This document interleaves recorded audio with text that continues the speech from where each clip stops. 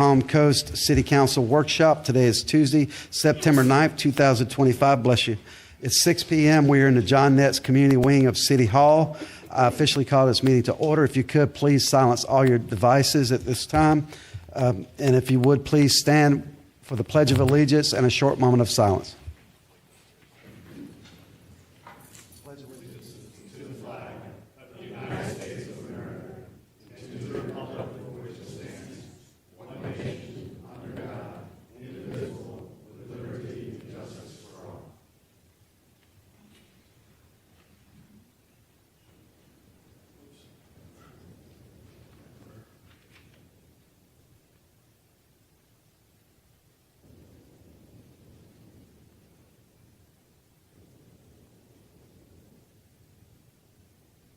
Thank you.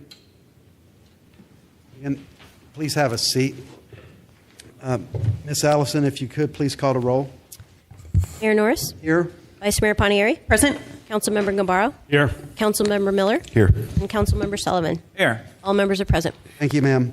Our first order of business is public participation. Remember to observe the rules within the agenda. No defamatory or vulgar language if you can help it. And with that being said, this will be allotted for 30 minutes. Please come forward if you have a public comment.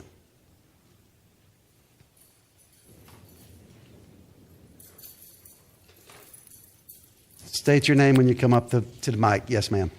My name is Jill Dempsey, and I have two questions today. One is in reference to the website ADA requirements. I know that you're working to get the website ADA compliant. I had wanted to know how far along it is and when all of the information will be put back on the website. Yes, ma'am. You finish your comments and we'll follow up after.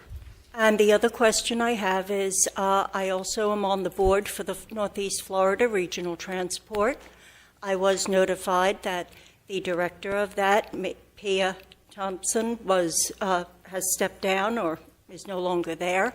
I had a question as to whether you have hired someone else for the position, whether you're interviewing anyone, whether any decisions have been made. We want to keep transport in Flagler County. We don't want it run strictly by the Northeast Florida. We don't want it taken out of the county. Our needs are growing. We need more buses, more drivers, and we want to make sure that the quality stays the same. And lastly, regarding that as well, I know that the county pays for school bus drivers driving commercial license. They do not currently pay for county drivers. Is that going to be looked at and addressed? Can any accommodation be made so that we can get more drivers with Flagler County Transport? Thank you, ma'am. Yes, ma'am. Jeannie Duarte. Our business meetings here start at 6 p.m. It's separate from proclamations, though last week's City Council meeting started over 35 minutes into the timestamp. I would like to suggest placing a timestamp digital clock next to the speaker timer, synced to the video.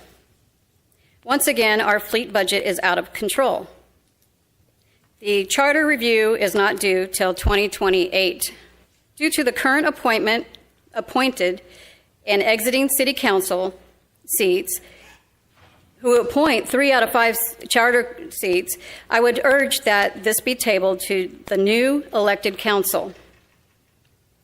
Removing information from the city's website is a violation of citizens' rights to be informed. Using lack of ADA compliance as reasoning and stating you have till April of next year to comply is unacceptable. I am concerned the plans for wastewater treatment plant 2 were never placed on any referendum for the vote of the electors. As it appears, the citizens are burdened to pay and are learning about these changes well after the fact, as wastewater treatment plant 2 and its expansion has already been completed.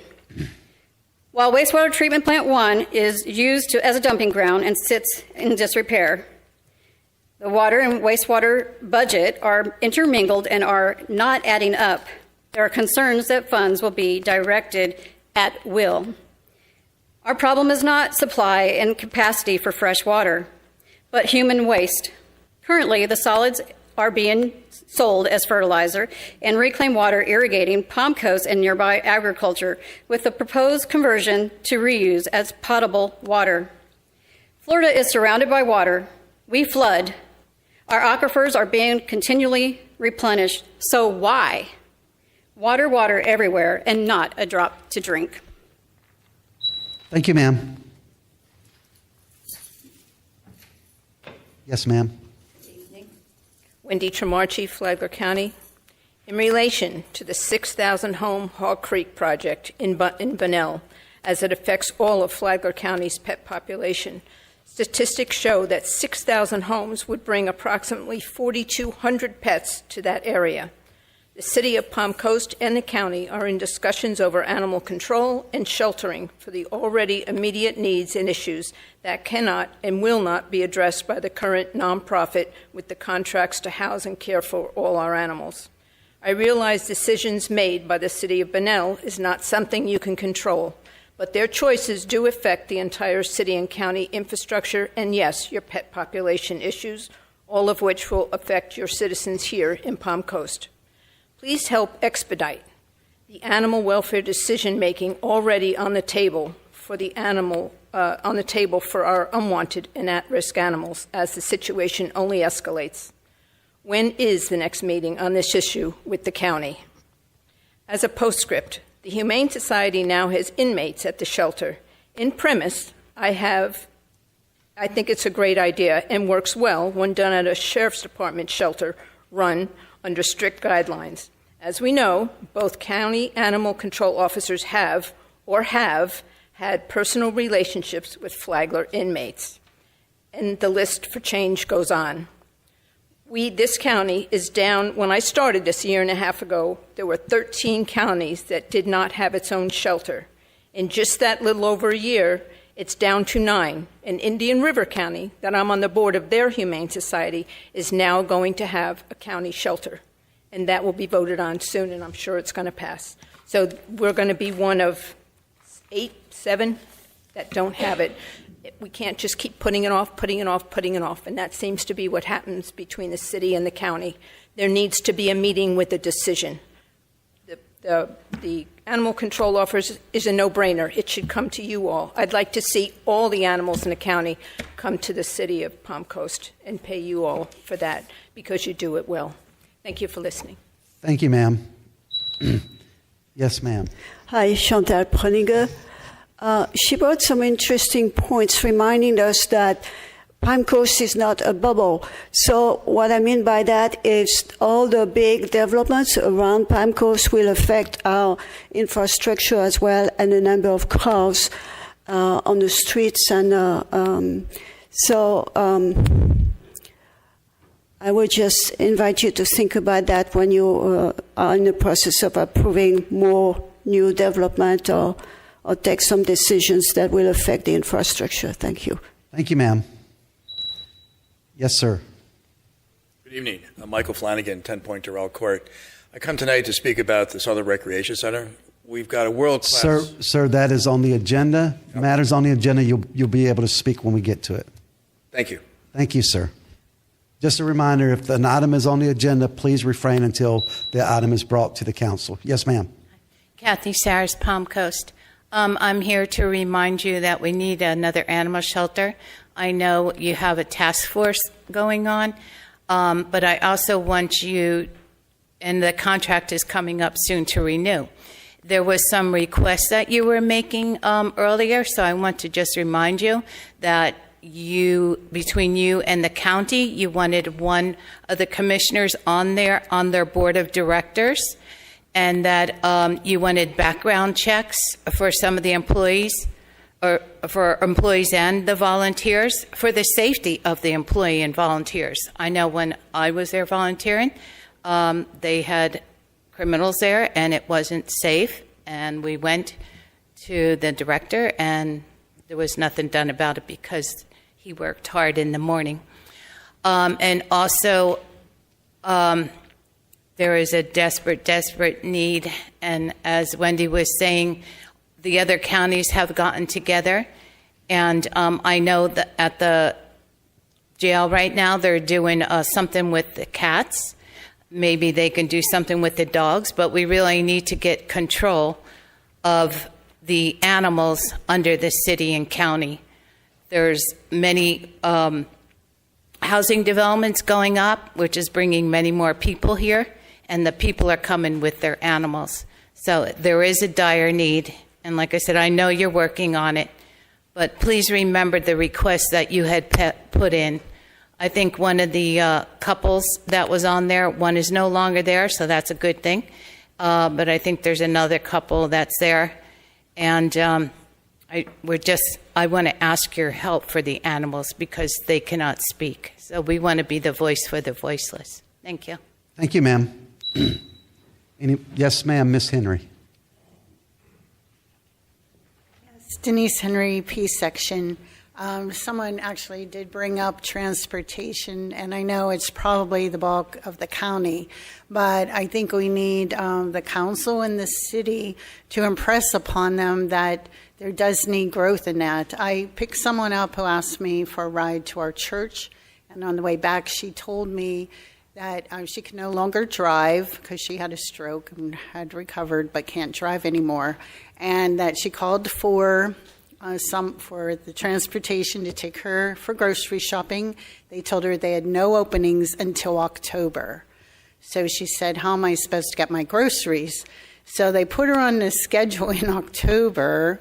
She said, but she can only do it. She wanted to schedule once a week, but they said, no, you can only schedule twice a month. So, you know, what, and they're not even open on Sundays. So they don't even provide any transportation on Sundays. So this is something we really need to look into, and I realize it might be more county, but I think that we need to pressure them to do more for the residents because as more and more people can't drive, they need help. Thank you, ma'am. Anyone else? Yes, sir.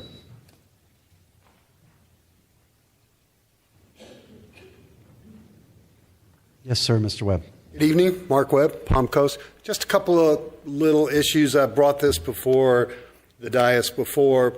I still feel passionate that we need to move the final public participation to the end of the meeting. Every time when you guys have your discussions after the final, amazing, exciting, important things are brought up that the public should and may have an interest in participating, like in the last meeting, when after the public participation was closed, the attorney brought up the lawsuit that the builders were bringing up, and the public wasn't allowed to speak. I don't know how many, other than myself, watch it, pay attention, and are willing to bring it up the next meeting to talk about these things. But, you know, Ms. Sullivan had some phenomenal, great comments about that. It should be moved to allow for participation. I know I brought it up before. Secondly, the agendas that we have for the upcoming meetings going out multiple weeks, maybe even a month, I know are in construction, and I know that the city manager works on them. But I also know, and in hearing from you guys, that a lot of the agendas get full and subjects are brought up for discussion, like, for example, the e-bike and other things. Is there any way that that rough draft agenda can be publicized so that the citizens know well before the 3 days, 4 days before the agenda is posted, so that they know that these things are going to come up so that they can be prepared, so that they can participate?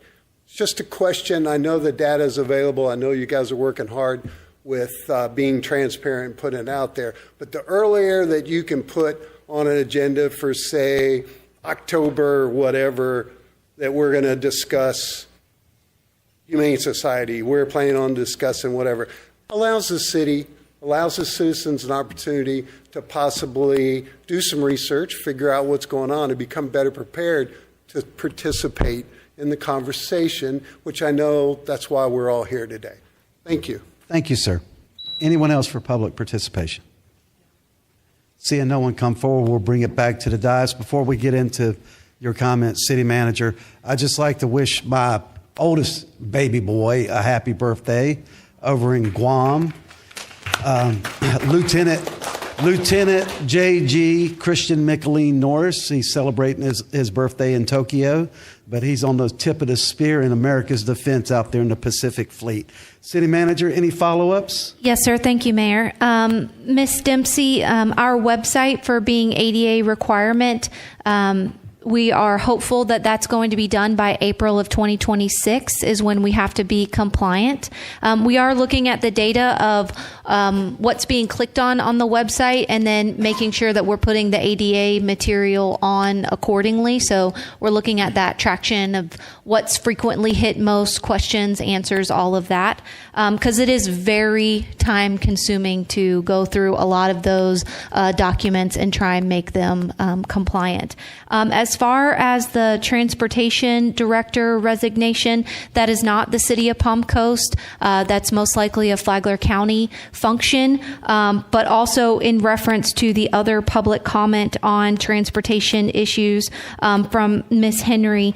I did, per your direction, City Council, did reach out to the county administrator and request that her staff come give a presentation on the Flagler County Transportation for Disadvantaged program.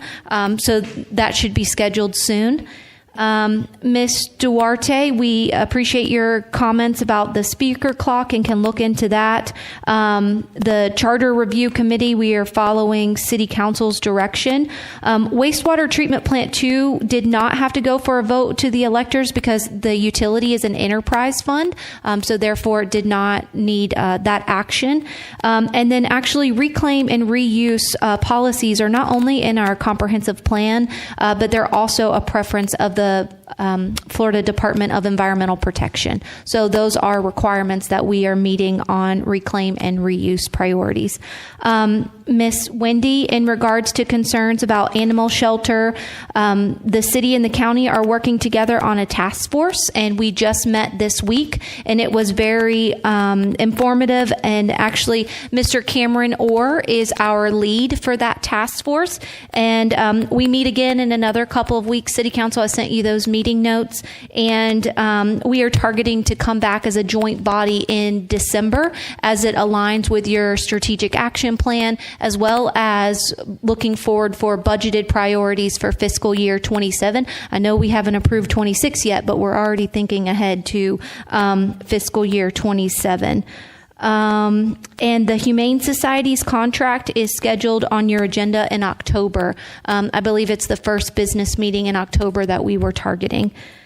Thank you, Mr. Webb, for your comments, and we will discuss that as a team and try and meet some of those expectations. Thank you, Mayor. Thank you, ma'am. Mr. Webb, as far as the public comments, we in November, it's November, we change over, right? We review our public policies and procedures. We'll elect a new vice mayor if we elect a new vice mayor, so we can look at that in policies and procedures, correct? Yes, Mayor. We'll make sure that's scheduled. All right, thank you, ma'am. Any follow-ups from the council members? Just really quickly, I do want to comment on the development that was approved for Bunnell and talk about kind of the infrastructure concerns that it might have a ripple effect through the city of Palm Coast regarding, I share your concerns. Obviously Bunnell is right next to many of our residents. So I would just ask city staff to please make sure you are staying in touch with the commissioners and the staff over there in Bunnell, so that we can try to stay apprised of what's coming and when, just so that we can make sure our residents are obviously kept informed, but also as we share roads and systems, whatever that may look like, that we are as prepared as we can be. Understood. Anyone else? Yes, sir. I had to just comment on Jill Dempsey. Nice to see you, Jill. I was the chairman of the disadvantaged travel, public travel, for a number of years when I was on the commission. And I always tried to get a person from the city council on to come to our meetings, and it went okay for a while, but then she left the council, and it's, things that go around come around. I'm now that person. For instance, we have a meeting tomorrow of with the state on this, and I'm sorry to hear that Pia may be leaving, but as Lauren pointed out, this is a county operation, and it's done almost entirely with grant money, not tax money. But it's very important, and we're doing thousands and thousands of trips every month. I can get the statistics. And in our last meeting, as our city manager indicated, we did ask to have a briefing here because I think it's being underused to a degree. But you have to qualify to be on it. It's age and disadvantage, things like that. In other words, if you have a car and you're still driving, probably you may not get to use the system. It's not a taxi service. You have to qualify to be part of it, and then you have to call ahead of time to set up the transportation. But the people who use it love it. As I say, we're doing thousands a week in the way of driving. There are 30 buses, and as I say, most of the money, almost all the money for that system comes from grants from the state. It's tax money, but it's not ours. And it is a county function. I think we want to leave it that way for the time being. And I'll continue to be on the board as long as I'm here, and we'll try to make things better. All right, thank you, sir. Councilman Gambaro, you have anything? Okay, with that being said, we're going to move on. I would like to see if we can get consensus to move up the presentation for the Southern Recreation Center to our number one slot for presentations, because I think the majority of the people here are here for the Southern Recreation Center. Do we have a problem with that? Anyone have a problem? Okay. Mayor, City Council, just as a reminder, if you don't mind, just talk into your microphone. I did have a request from a resident this evening, so just as a reminder. Thank you. Thank you, City Manager. I thought they were supposed to be like parabolic or something. They're supposed to be better. Is that the word, parabolic? Go ahead, James. Okay. All righty. Well, good evening, Mayor and City Council. Good evening, James. Sorry. I said good evening, James. James Hurst, Director of Parks and Recreation. Today's presentation is kind of a twofold. We have the USTA here to present a presentation on the assessment and management of services proposal for the Southern Rec Center. And then I'll kind of do a follow-up presentation on kind of comparing apples to apples to that as well. So with that, Laura and George, I think Laura's first in the presentation, and she'll take it from here. Thank you so much, and thank you for having us back. It's a pleasure to be here. I'm going to give you a couple of slides overview, and then George is going to actually drive this train. He wasn't there at our last meeting, but he was up at the U.S. Open for us, representing us in New York. So happy to have him back. We covered a couple of these slides last time, so I won't really go through them in detail, but this is part of our commitment to the city, which we've been engaging in for probably over a year now, and this is sort of our final phase of presenting our assessment report and offering a proposal for management services. What we're going to cover today are the findings of our assessment report, which was shared with the City Council and the city staff. We'll go over our comparison of the operating models as we know them today, and then go through our proposed contract, which includes some items that we wanted to follow up on with all of you and what the next steps might be, and then turn it back over to James. So for my portion of the beginning, we did a resident survey, which we did in conjunction with our Community Outreach Day held on March 1st, and we left a survey open for 2 months. We received 119 responses. Half of those respondents attended our Community Day event.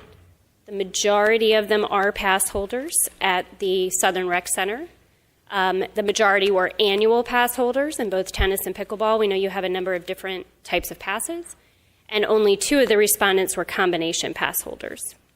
The majority of the players who responded played multiple times per week at the facility. So we think we got a good representation of the core players that are there. The survey helped us identify several high important areas. The pass holders were very satisfied with the current pricing. Adult recreational and adult competitive tournaments were very high on the list of what people in both spaces wanted to see. Pickleball drop-in play was very important to the participants. Programming and play options were the top priority. And respondents also mentioned that ease of registering and reserving courts is very important to them. Pro events were more desired in the tennis space. Stringing was a high priority, and there was a high interest for equipment and clothing sales. There were several concerns raised both in the comments and the questions we received during the event. We held a Q&A portion. Pricing changes were raised. We were asked that quite a bit. Pickleball being negatively affected. We heard that quite a bit, or ignored. Concerns about staff and the impacts on current staff were raised. Court maintenance being kept up, and more programming. So we took those findings back to our advisory team, and those were the things that we worked on. So I'm going to turn it over to George to go through the programming recommendations. Thank you, Laura. Good evening, Mayor and Council, City Manager. My name is George Henry. In our assessment program recommendations, I'd like to describe, we'll start off with the pickleball programming. That was a major concern. Beginner organized open play be led by pro-led. Organized open play would also have pro-led. Open play will be self-led. Pickle frenzy would be a play, pro-led. Pickleball stroke of the month clinic be led by the pro. Pickleball passport listed below could easily be enhanced by adding more programs, and that was one of the things we noticed.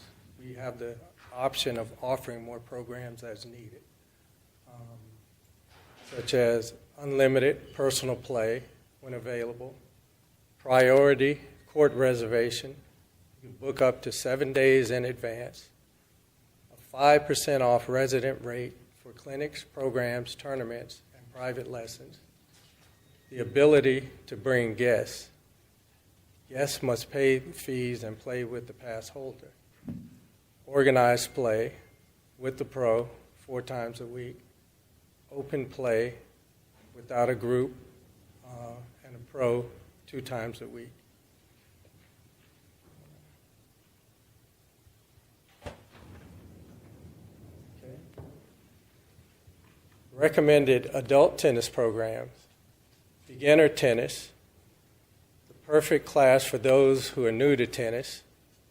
Advanced beginner tennis for players beyond beginner level. Each session will work on fine-tuning basic skills and strokes.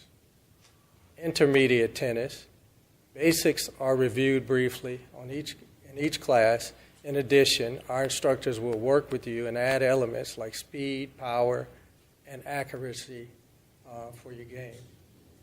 Tennis fitness classes. Hitting fitness is just that. Continuous feeding, hitting in doubles formation as the pro conducts the lesson. Cardio tennis can be a bit more instructional, but is still a very active workout. Family tennis programs, where you join your children mastering basics, beginner tennis skills in a large class setting with USTA curriculum is used.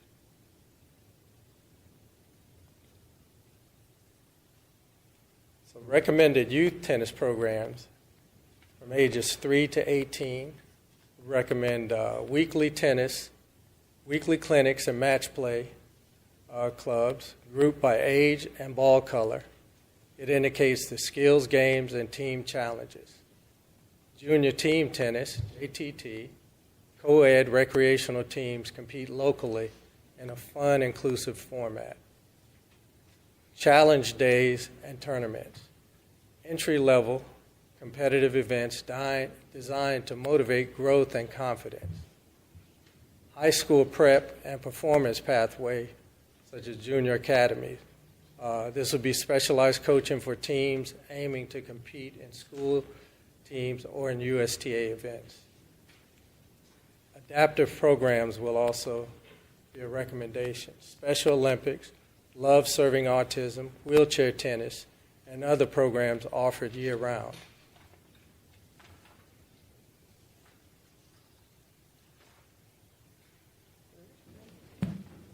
So,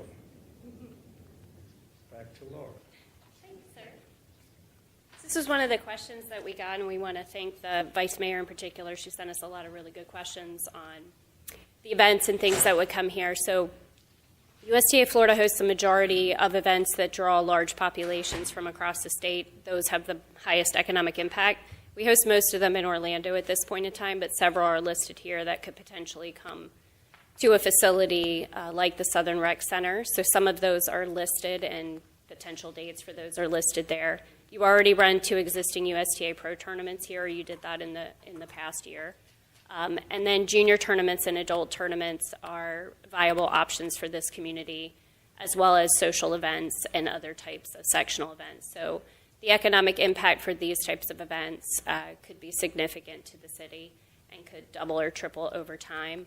We're very judicious about not taking courts away from regular play. So the idea wouldn't be to host all of these at the same time. It's really to look at what benefits the community, what would be a good fit, and what would be most beneficial to the city from an economic perspective.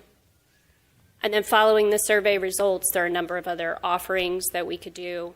Online court program and event reservations, we already do that, so that's something that from day one we could easily implement. Professional stringing services, we train all of our tennis and professional instructors to do stringing, and we use state-of-the-art machines for that. So that is something we provide. Clothing and equipment sales. Equipment's pretty straightforward. When it comes to clothing, it's really important for us to get input from the community and not take business away from other vendors that sell clothing for tennis or pickleball.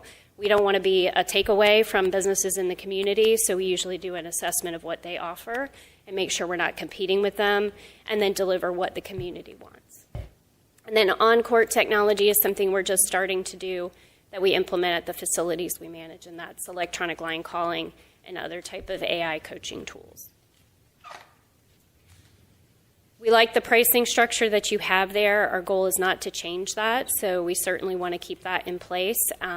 What we do recommend, however, is that there could be an additional flat 5% discount on other types of services that aren't being offered for your pass holders. So one example would be stringing services, another example would be special events. So you give additional benefits to your annual pass holders, which make that a little more valuable than what it is today. Staffing-wise, we do believe the current staff that you have, including many of the pros who've reached out to us, are super valuable to this community. They do great work. We want to add to that. So we certainly would look to hire one certified full-time director of rackets. Mr. Henry is a certified full-time director of rackets. Up to 6 desk attendants. Those would be customer service professionals that work with your community when they come in to book things and to provide additional services. At least 5 additional instructors. So those could be instructors that are currently here if they choose to stay on. And then at least 3 dedicated maintenance staff. That could be up to 4 maintenance staff, which is similar to what other facilities of this size require in order to take care of their clay courts and maintain them in the highest condition. And then 1 full-time tournament and events coordinator. This is a new position that we're testing at one of our facilities. We realize that instructors spend a lot of time on the court, so running events on the weekends isn't always high on their list. So having a dedicated person that could do tournaments and special events and be dedicated to that and provide a high level of service is important to us. We did do a comparison model. I know it's small on the screen here. We sent it as a separate document as well. This has a lot of the comparison of what currently is there from what we were able to learn and what our operations do. So certainly open to questions or clarifications there, and I think James is going to provide you with a comparison also, so we can certainly take questions on that. Some of the things that we do that are a little bit different is certainly we hire everybody as an employee. We require and mandate that they're background checked, safe play approved, drug tested, and fingerprinted according to Florida law. That's super important to us. We also provide all marketing, IT support, and point of sale systems. So there's a lot that we do here that potentially could provide better service and help offset some of the overhead costs that the city would normally incur. And then, as we've mentioned before, we did a preliminary analysis of the financials. We provided that in our assessment report as well. In order for us to assess the current model with the independent contractor, we would need to do more detailed analysis with the city. But we do feel pretty confident that in terms of the expense side of the P&L, that we could save some money there. As it comes to direct expenses, most of that's in personnel, but there are some overhead expenses like the ones I mentioned in terms of IT and other operational support that we could potentially save the city as well. So when it gets to the contract piece, this is just a summary of what we would be proposing: an initial term, which would run from January of 26 through the end of December in 2031, and a potential extension for an additional 3 years. There is a detailed scope of work provided to you in the sample contract, but the staff, the equipment, and resources to deliver the programs, events, instruction, and services outlined in the assessment are all part of our scope of work. And then there's some things listed here under the city scope of work, and I know there were some questions about that with the Vice Mayor that we did answer related to the scope of work for the court maintenance, and we provided some additional detail on that which could be added to our scope of work as well. So really for us, the next steps today really are whether the city wishes to pursue a management services agreement with us and who is authorized to engage in those discussions with us. And then, of course, reviewing the assessment and ask any questions that we have. And we would hope that we would be able to schedule a follow-up meeting if number one comes to pass in the near future to review and finalize what terms you'd like to see in an agreement. And I think that's all from us. Thank you. Thank you, Laura. Thank you, George.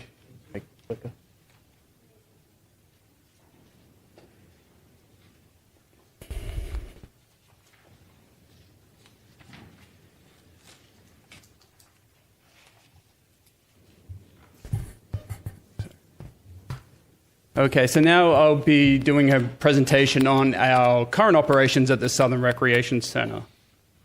So tennis has been a staple in our community, I think, since the beginning of ITT. Started with the old Players Club off of Palm Harbor Parkway there. And then when that closed, the tennis courts were moved to the original home at the Palm Coast Tennis Center, which is the Southern Recreation Center site today. It was opened in 2008, and then in 2010 received a outstanding facility award from the USTA. The Players Club and our tennis center hosted many to go on to be professional tennis players like Andre Agassi, Michael Chang, Monica Seles, Jimmy Connors, and Riley Opelka. And then in 2024 February, the facility was expanded to become the Southern Recreation Center. We added the permanent community building and then 12 extra pickleball courts, and then later on was the 5 extra courts. So here is our hours of operations. We're open Monday through Saturday, 8 a.m. to 9 p.m., and then on Sundays, we are open from 8 to 2. Holidays, we have limited holiday closures, but we always make sure we check our attendance. We take daily attendance at the facility each day, every month. So we look at those when we're kind of looking to schedule our hours for the year. Our court schedule, so pickleball, we offer court times, kind of like drop-in times. We do instructional programs. I'll get into more of those details in the next few slides. And then obviously we have open play as well.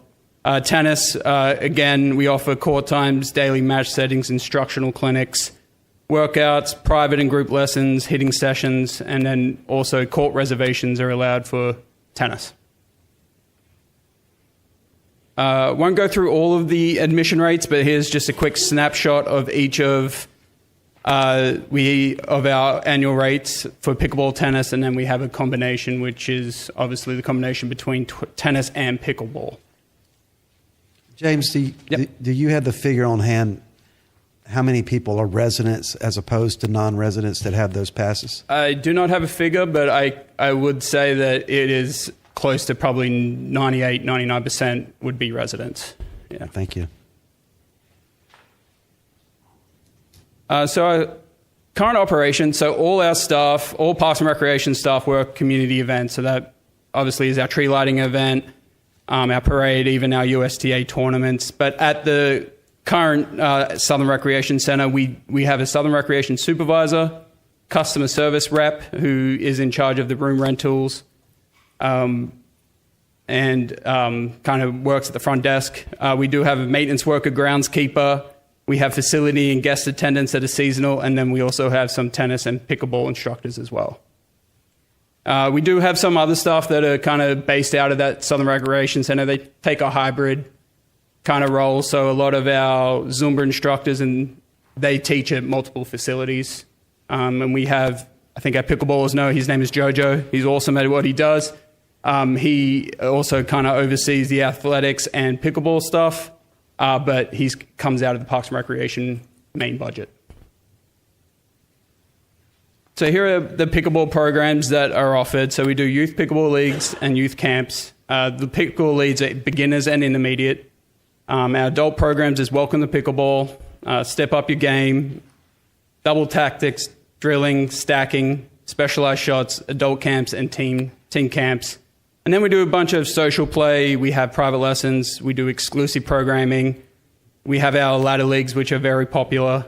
And then also we have our popular tournaments like Pink and Pickle, Luck of the Pickle, Mother's Days. And those are city-run tournaments as well. When we take a look at our youth programs, our tennis programs, and some of these, we have rookie rallies. We have junior development, junior academy. We do a bunch of adult programs, group skills, adult camp, welcome to tennis, social play, able to reserve courts. We do have round robins. We do private lessons, exclusive programs, and we do work with Special Olympics there as well. Have a couple of leagues. So we have GVTL, which is the Greater Volusia Tennis League, and the Flagler Tennis League. And we have a USTA Summer League. And then we've had some, obviously, the pro tournaments that you heard, and then we have some sanctioned tournaments and UTR tournaments as well. Then it's just not pickleball and tennis. We do have 2 community rooms upstairs, and we do host a number of classes and social activities in those rooms. So we do have Zumba, yoga, belly dancing. We have some workshops on garden talks because of the community gardens. We have some senior living and memory care classes, support groups, and then Redefine Foods helps us with trivia night as well. And I know they've added karaoke nights and name that tune kind of nights as well. And we also have, it wasn't mentioned here, but we do have a table tennis where it's kind of volunteer run, come play table tennis. So we have that as well. Then we do have the rentals, which is mainly in our room closest to the tennis court. So we have some churches. We have parties, graduation parties, birthday parties, baby showers. The community groups use that room as well. So the American Legion, the Rotary, and the Kiwanis. We do some private tutoring, which is run by someone else.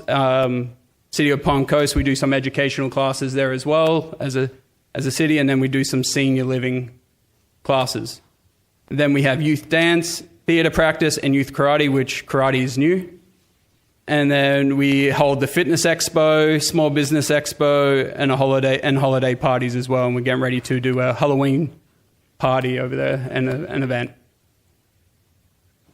So just quickly, here are some numbers that we've had in the Recreation Center. So we've had 482 activities. We've had 156 room rentals. Between Q1 and Q3 of this fiscal year, we've had 61,411 people check in. And all up, we've had 1,292 total pass holders, which exceeded our expectations, which is great to see. 65 were combo, 919 were pickleball, and 308 of those were tennis.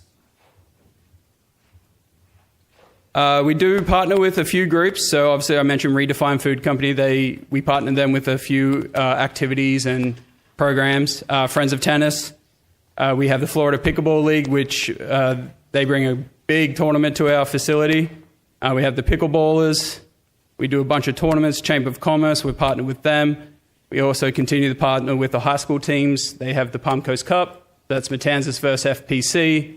Then we partner with the Tourism Development Council, the TDC, for the capital funding grant, which got us the extra pickleball courts when we first opened. And then obviously you heard before, the Florida Growth Catalyst Fund through the USTA for the additional 5 courts we just received earlier this year. And here's just kind of a brief snapshot of kind of our revenue breakdown so far. Year to date is Q1 to Q3, and as you can see, half of that is pickleball admission, so that's kind of pass holders, people coming in to play, just drop-ins, things like that. And then as you can see, it kind of goes around the pie chart here. And with that, we're here for any questions, the USTA or myself. Thank you, sir. Any questions from the City Council? I have one, Mr. Mayor. Go right ahead. James, so that pie chart with the revenue. Sorry. Yep. And that's year to date, it was like something like 380,000. Something like, yeah. How much of this revenue would we retain based on the proposal from the USTA? It would be the private rentals and the general recreation activities, so like our programs and our community programs. So based on that, that's about $14,000 to $15,000 of the 380. Yeah. I think my biggest question about this is, there's a focus, at least in the presentation from USTA, on expenditures and reducing our expenditures. But part of the equation is our revenues, right? So if we lose all of our revenues and we save a couple $100,000 in expenditures, net, we're losing money here if we do this. So I know you guys from the USTA estimated that you would save us $400,000, but that's only on the expenditure side, correct? Right. So net, it's not $400,000. Our operating, from my understanding, is $760,000 estimated for the year, roughly costs. Roughly, and then $400,000 in revenue. So that's a current loss of. I do have exact numbers I got today, if you'd like to hear. Okay, yeah, I'm just looking at, I guess, what you had prepared a week or two ago. I looked this afternoon. Year to date, our revenue is at $418,880.69. We're expended $625,069.21. Are there any big costs that are coming at the end of the year they're not variable? No, okay. We've kind of. So we can expect both to kind of grow at the same rate for this last 3 weeks or whatever. Mm-hmm. Okay. That 418 does include our rental with Redefined Food, which is it's 408. Through programs, rentals, and those kind of general revenue, and then an extra 10,000 for Redefined Foods for their rent, which got us to the 418. Right. So this basically puts us at 67% or so. $207,000 loss on the facility for the year. Around, yeah.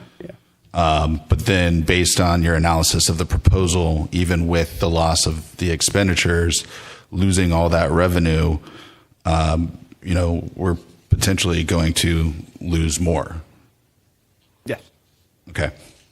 So that's really my biggest holdup is that,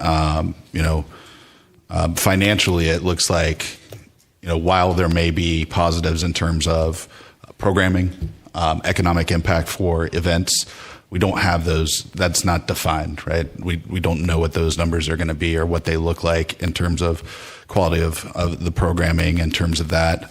I know the proposal includes additional staff, so the expectation would be a higher service level, right? When you walk in the building, there's more people serving you.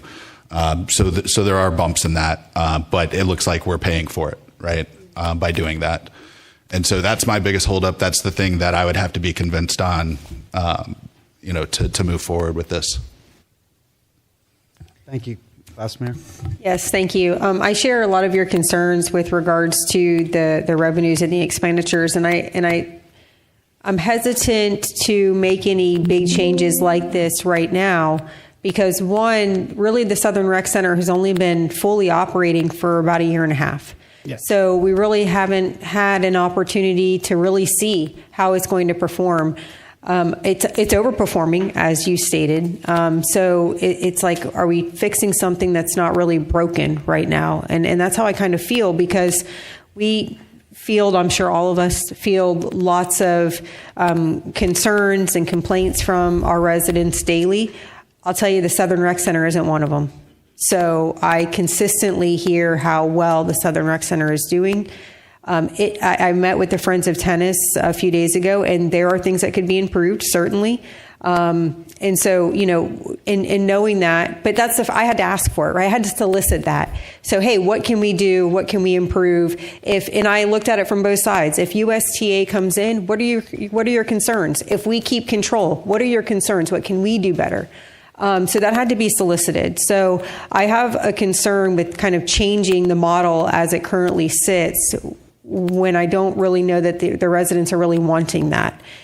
Additionally, I know that we have some pros out there, but I don't really feel like we've kind of let them spread their wings, because this possibility of the USTA coming in has been plausible for the last several months. So to really allow those pros to kind of get in there and do what they want to do and do the programming that I think some of our players want to see, I'm a little concerned that they haven't really had that opportunity yet.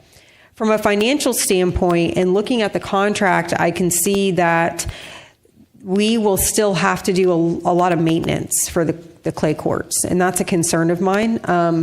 I did, and Laura, thank you very much for answering my questions, providing a lot of information, providing documentation. One of the things that concerns me about the contract itself is I do feel that the current scope of work for maintenance is a little vague, and I would like, if we decide as a council to move forward with the USTA, I would like more specifics with regards to that scope of work. Additionally, if you look at certain articles of the contract itself, I'm really uncomfortable with a little bit of the vagueness and this isn't anything with specific to the USTA. I'm like this with everybody we enter into contracts with, but holding their feet to the fire with regards to their duties under the contract. For instance, if you look at Article 27 where it says termination, it says the following shall be deemed as material obligations by the USTA. And one of the bullet points is substantial failure includes but not limited to malfeasance and complete failure to provide all services in the scope of work for a period of more than 45 days. To me, that indicates a low level of service. If there has to be, in order to terminate this contract, or if there's going to be a considered default under this contract, that there has to be complete failure for all services for 45 days, something's wrong if that's happening, right? So little things like this concern me, and I think that that's obviously something we could go back to the USTA, I would hope, and talk to them about to improve upon. As the contract sits right now, I'm not thrilled about some of the things like that. I also have a concern about the USTA taking over the social media for the Southern Rec Center. I would hope that that is something that could be collaborative between our staff and USTA. I'm not really comfortable just saying, hey, you guys can take control of our social media without having input as to that. I would like to see, James, from you, the financial breakdown of what it does cost to resurface our clay courts, because it seems to me that onus will still be on the city. Mm-hmm. So when we're looking at the revenue versus the expenses, we have to consider the fact that we're not being alleviated of all of the maintenance expenses. We're still going to have expenses. Mm-hmm. So we can't look at this as, hey, USTA is taking over all the expenses. Yes, they're taking the revenues, but we won't be on the hook for any of those expenses. That's not true. So it's hard to make a decision right now with regards to how we're going to move forward without ensuring, without seeing exactly what those figures look like. We can provide those figures. In the 2026 budget, we proposed $25,000 in our repair and maintenance, and a lot of that is to clay court and maintaining the clay courts.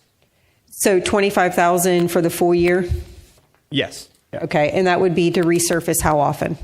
Well, I'm sure there's better tennis maintenance people out there than I am, but what I've seen, and I did a little bit, it's We try and do it at least quarterly. Just try and put like 8 bags out on the courts. Sometimes we don't get to that. Hard True says monthly. I've seen that figure come around, but we try and do it quarterly if we can. If not, it's annually done as well. Okay. Another thing that was brought to my attention, and I don't know the veracity of this would be a question for the USTA. We do have some of those other leagues that were mentioned. I think GVTL is one of the larger ones. Would the USTA still be working collaboratively with those leagues to make sure that they're still welcomed? I know that, they're a local competitor, but somewhat of a competitor. So are they still going to be welcomed to have their tournaments? And then will we make sure that bringing in some of these additional tournaments does not affect some of the drop-in play, the ability of all of our players to use the courts. Finally, and I apologize, I'm long-winded, I've fielded a lot of concerns on both sides of this issue, so I want to make sure I try to represent everybody's questions and interests. The last thing is obviously the big elephant in the room. How is this going to affect pickleball? I think there's a very large concern. We look at the revenue and we have double the amount of revenue for pickleball than we do tennis. So my concern is, will we see the same attention being given to pickleball, if not more, than what is given to tennis? Will there be capital improvements and investments put into pickleball? I know one thing that I would love to see down the road at the Southern Rec Center is a championship court for pickleball. I think that the tournaments that could be brought in for that would be astronomical for our community. So we really need to make sure that if we move forward with the USTA contract, all of these things are worked into the contract. It seems that it's not an adhesion contract. It's not a take it or leave it, which I can appreciate from the USTA. I see Laura nodding your head, so I appreciate that. As it stands, I think I still have some questions and want to make sure that if we do move forward in that vein, that a lot of these concerns can be resolved. But I also would like, as you stated, Councilman Miller, I would also like to see a little bit more detail as to the financials to see whether or not this is in fact the road we want to go down. Thank you, Mayor. Thank you, Vice Mayor. Anything? Yes, sir. Yes. Thank you, Councilman Miller and our Vice Mayor, because those are all good ideas and thoughts about the process. So I would only add that we did invest $8 million to build this facility, and it's a really nice, modern facility, really world-class facility. So it's obvious that somebody coming into management is coming into a very good situation, and it's not that we need a whole bunch of improvements for the system. The tennis center and the Southern Recreation Center isn't working. And so I kind of go along. It's still a year and a half. We've put a big amount of funds into getting it started. It seems to be working pretty well. And I think we're still a little bit too early to do any major changing in the management. Now and I do worry about the scope of what costs remain with the city. I also never this is just me, I don't like organizations where you have 2 people in charge. And so you have that old problem of, one side saying, it's their fault, talk to the USTA side and then it'd be, go back the other way. So right now, I'm kind of in agreement with what Councilman Miller and Montieri have said. Thank you, Councilman. Yes, Councilman Gambaro. Hey, thank you, Mr. Mayor. No, I echo a lot of your thoughts and concerns. But the numbers, all right, so we're $217,000 in the hole, is what you're telling us. If our expenditures are at $625,000, and if you take out Joey and the team there at Redefined Food Company, our revenues are $408,000. Yeah. As staff goes back and looks at the numbers, as the other council members have requested, we talked maintenance. But the big thing that got our attention during the golf course discussion was capital expenditures and planning for that going forward. What does that look like? Yeah. So future, I can give you kind of like the plan for future capital. Yeah, and I know it's a new facility too, right? Yeah. So but still, not much not much to do with capital on the existing facility, but we obviously desperately need some parking. Extra parking, which can also help our revenue as well. And then our big master plan for the entire facility is extra pickleball courts, maintenance shed, and a toilet block for the tennis side of the complex on as that well. side, yeah. Okay. Well, I think those are all things. I couldn't estimate the cost of that. Sure. So. No, but I mean, I think we need to look at that. Yeah. As we look at total costs overall, and so, and then, from a policy perspective, we made a big point during the golf course discussion that cost recovery is important to this council because we're all, kind of the conservative brand up here, and so, are we going to do the same thing here? Are we going to be fair and consistent with cost recovery across the board with our parks and recreation? Yes or no? I mean, we got to look at, and if we're going to look at potentially outsourcing or contracting the management of the golf course, I think we got to look at all the options, but I think we need to understand the numbers before we can make a decision on anything. But my concern is from a policy perspective, which is this board's mandate. I think we need to take a look at making sure that we're asking our staff to go take a look at this from a consistent perspective. Thank you, sir. And for me, it is about full cost recovery, making sure we're zeroing out the lines, paying for it. It's paying for itself. That's what I want to see. You had a follow-up? I just wanted to add, and I had advocated this way back, I think the first time we either talked about this or maybe the golf course, but, for the golf course, for me, it exists as something that is replicated in the private community, right? So there's other golf courses. Things like parks and trails and other facilities that only, at least for now, are provided by the city. I feel like gives it a slightly different look to it. I agree, and I think we should be doing the best we can to be as efficient as possible and make sure we're not losing money on these things. But if we're not running this, and this facility shuts down, then there's nothing like it, right? And so that's my primary concern, is that there's no other alternative for the residents in terms of these types of activities. And that goes into also the parks and trails and things like that only government can provide, because no private entity is creating a trail and letting people walk on it for free. So I think it gives it a slightly different look, but I agree on, trying to be as conservative as possible with the money and making sure that we're as close to cost recovery as possible. And Mr. Mayor, that's why I asked the question, because this is why we're going to talk about it, and what is it that we want to do for the different. I totally agree, and I think also because we're in the infancy of this, we don't know what the golf course. We know what that looks like for 20 years, right, in terms of revenue and things like that. We don't know what this looks like 2 years down the road or 3 years down the road in terms of revenue yet. I don't think it's plateaued in terms of where it's at. Yeah, I just don't think we have enough information to make a decision. I agree. But I think it's worth going down the road of finding out that information so we can figure out what the best way forward is. All right, thank you, sir. Any more comments from the council? Just one small comment. I think regardless of the way that we move forward, one of the things that I think would help too, as far as the financials go, when you said the expenditures, were those expenditures split up between what it's costing to run the rest of the facility? In other words, the rooms that we rent out, that staff, et cetera, versus tennis and pickleball? Or was it everything in the Southern Rec Center? That $625 is everything. Okay, so I think that matters too, because you're talking about a lot of the expenses that are still going to exist. In other words, we're still going to be paying for power. We're still going to be paying for water. So those things, I think we need to, as you said, Councilman Gambar, it just takes more analysis, truly.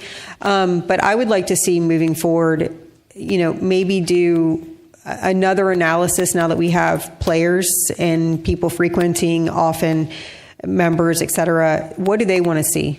Because I know talking with the Friends of Tennis, I know we've discussed this, James, misting machines, more provisions for water, ice, things like that, electronic line call, things that competitive players want to see. So I think that'll help too with as far as a capital improvement plan. What do we need to plan out? What is that going to cost? So all of those things are really important as we move forward. But no, I appreciate the discussion and with regards to the policy. But I do agree with Councilman Miller as far as this being different from the golf course, just because there are private golf courses there isn't a private tennis center, not that I'm aware of anyway. So not anywhere close. In terms of some of the, sorry, Mr. Mayor, in terms of some of the, James, you had given me some information on estimates in terms of what those costs would look like, expenditures. So I don't know if they need to be updated based on this new numbers that you have from, the current year. But I think those numbers are available that we can share. Yeah, those numbers I provided were from our 26 budget. Okay. So what I'm seeing is that, currently we're at 625, right? Mm-hmm. Based on your estimates with the proposal, we would still have over $400,000 in expenditures, right? With some of the utilities, some of those rates, yes. Operating cost, salaries. If we do community maintenance. rooms, things like that. Yeah. So it's And still no revenues. Still right, and then no revenues to go along with it, right? So the revenues are offsetting $600,000 of cost currently, future state potentially $400,000 of cost, no revenue. So that's my concern, is that our net, we're losing more money potentially with as proposed. And I know, like I said, there's some trade-offs, right? There's potentially a higher service level. There's more events. There's things that could be better done there potentially with that trade-off, but then we're paying for that, right? So we have to make that decision on whether financially we think that's a good thing or not. And to piggyback off of that too, I have requested the financials for a lot of the other facilities that are run by the USTA be provided to us, because I would like to see how that model is working for those facilities as well. It's really hard to ascertain after only a year and a half of operating, really, what does this look like for us, and how is it working for other facilities? You mean for the municipality side of it? Correct. Yeah. Yeah. So I think, if we were to have that information, that would probably be helpful as well. All right, thank you. Let's open it up for public discussion. So if you're here to discuss the tennis facility, the Southern Recreation Facility, come forward. Yes, sir. Now you can speak on the subject. Michael Flanagan, 10 Point Doral Court. I play tennis all over the world, and I do play pickleball. We've got a very unique, great opportunity here. We spent a lot of money in this, and I ask you to keep in mind, it is part of Park and Recreation. So unlike a private tennis area where they have to fund their own expenditures, we're part of what's all Park and Recreation. So when you balance this, I ask you to make sure you keep that in mind too. From a USTA perspective, if you're not a tennis player, this won't mean anything except the city of Cincinnati. Their tennis tournament there makes millions of dollars in the community now. And the USTA did a lot of work with the community on how to grow that. The part I don't see in the USTA's proposal, besides this nebulous number of $300,000, is what are they going to do over what time frame? What are they going to put into this? How are they going to publicize it? What are they going to do to generate even more? Any business plan should have something that shows, here's what we expect, here's what we'd like to get to. Speaking of expenditures, I live over in Grand Haven. We have 7 true court tennis courts. I don't know where you get a $25,000, but we should get through you, because we're spending a whole lot more than that. So I'd ask you to take a look at the value we can get out of pickleball, because their courts are able to be expended, used more without having to be, resurfaced, versus tennis, and then work with the USTA to blend those and come up with a 3-year plan of how they're going to generate more revenue into the community. There's no reason that there are going to be millions of dollars spent in both food, hotels, and other things that are going to generate things for us here. Thank you. Thank you, sir. Yes, sir. Hello, Mayor, Council. I'm Dan Gibson. I'm with the Pickleball League, Florida Team Pickleball League. I live in the R section. I heard a lot. I've seen the presentation, James. Thank you. What I want to share with you all is, other than the numbers, you look into those numbers, there's people involved. There's not one day that representatives from our league sees JoJo or Dennis say, what can we do to help with pickleball? We volunteer. We help run the tournaments. We run the Top Dog. We do anything we can to to help our community, our pickleball courts. We feel that our league is getting forgotten about. We have over 400 members in Palm Coast, here in the Northeast, 700. Volusia County pales with the numbers we generate here in Flagler County for the league. Prior to the rec center, we had 2 gold medal winners in the state. This last season, we had 17. We sent 24 teams. Only 1 team did not medal. This is what this center has done for our community, our players. So that's come on, be proud of that. We kicked ass.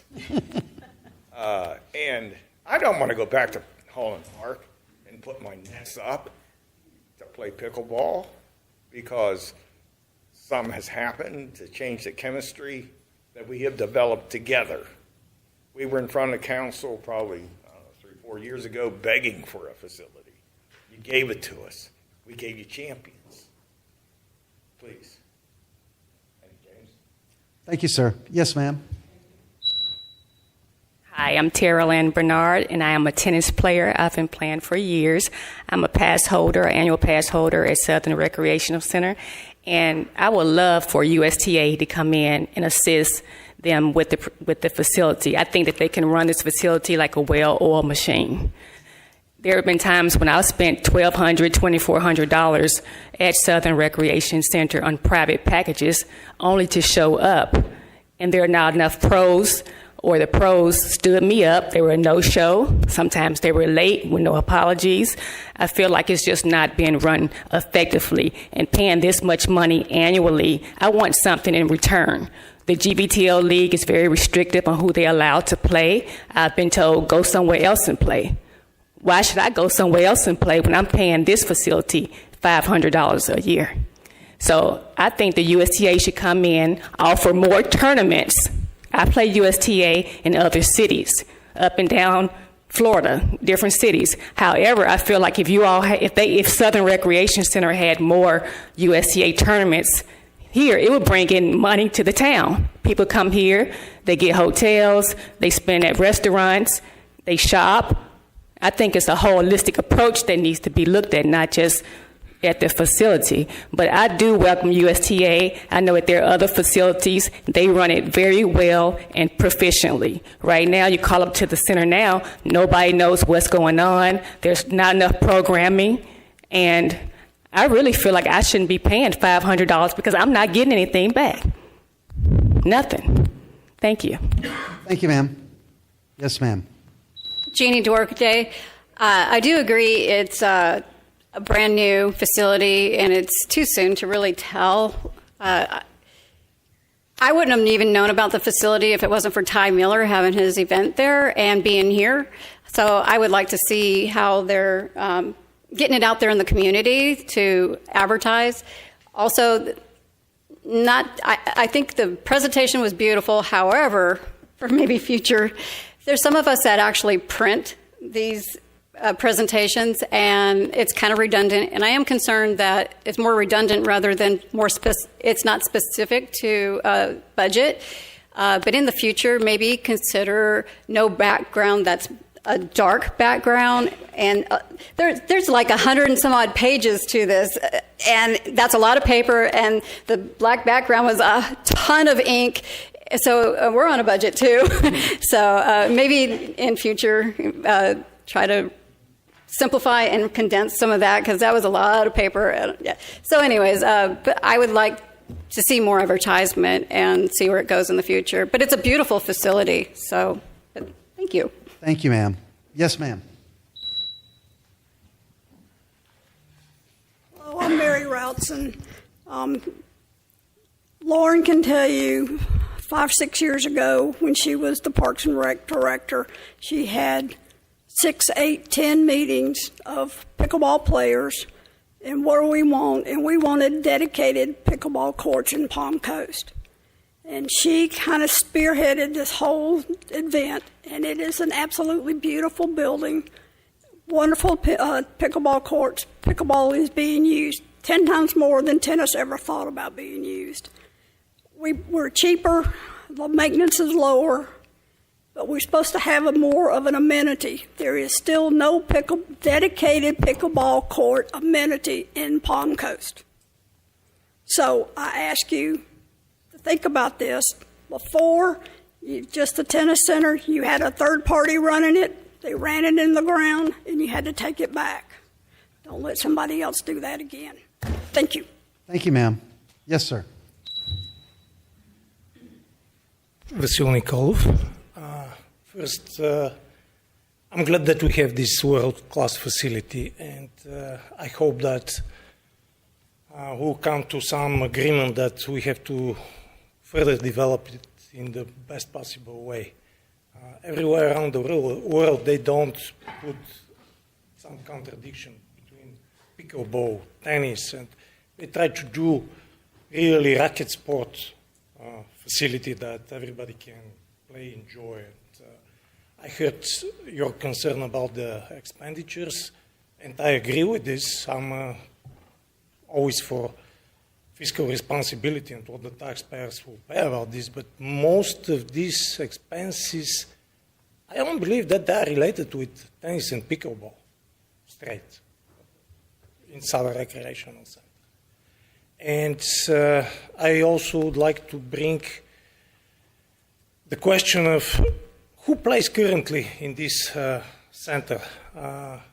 Vice Mayor Pontieri several times mentioned that I spoke with the friend of tennis, and most of them are my friends, but we're talking about average age of 75 or 80 or something. We need to bring the kids there.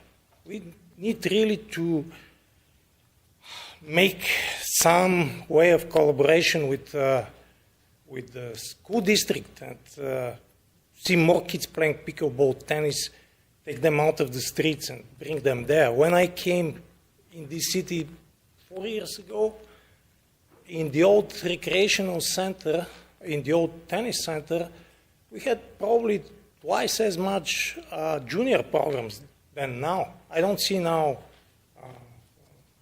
competitive players playing there. I think 2 or 3 of the other junior programs are not in existence anymore. I don't want to see something like this. It's not a... It's a sport that we have to bring all the generations there and use this facility, not to stay empty. If you walk there some days, I don't see even a single person on these tennis courts. So I expect really somebody like USTA to bring this energy and the total economical effect on the city and all of us. Thank you. Thank you, sir. Yes, sir. Good evening, Tony Amaral, City of Palm Coast. I want to thank you all for looking into this venture of, joint venture, public-private type deals. But you got to remember that this facility was built with millions of dollars that came from the community. The majority of it being paid for through impact fees, grants, and other such events. The first couple years, it was a big money pit. We sat there, we pumped money into it, we waited. We expanded it, we kept on increasing it. It's a good start. I have a hard time with the Section B of the contract where it essentially says all revenue goes to USTA, which means all expense goes to City of Palm Coast. And that's just going to make it even harder to swallow of a project that was paid for with local dollars, just built, spent, and then just given away almost. It's a start. I'm not saying USTA and the city can't come to an agreement, but it is something, and I appreciate Councilman Miller and Vice Mayor Pontieri speaking of the numbers. It's supposed to be beneficial for both, not just for one party over the other. Yes, we are a city. Yes, we provide certain facilities that no private facilities, provider is going to give to us, like the parks and the trails. But this is the classic example of there's money to be there. There's been plenty of money spent. So let's just keep that in mind. Let this be the first real stepping stone on how the city plans on contracting with private partners for all ventures in the future. Thank you. Thank you, sir. Yes, ma'am. That was well said. I'm Chantal Preniger. I'm also very concerned about the financial side.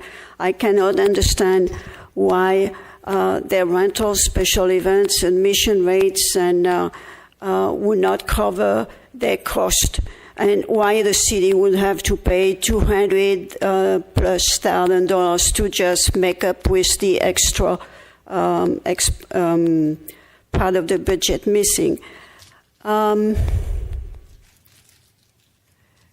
Somebody talked about the trails. Okay, so the city pays for the trails, and obviously you can't make people pay for them because that would not be ethical. Well, I think the same way it is not ethical to have a group that is organized a certain way and make the city pay for it, because in the end, it's still people are free to use that or not.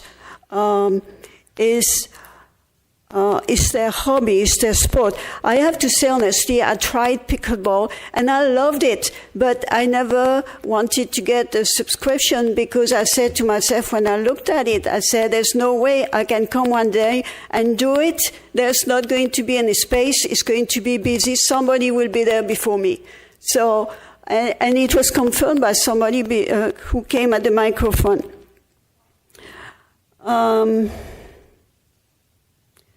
The question is,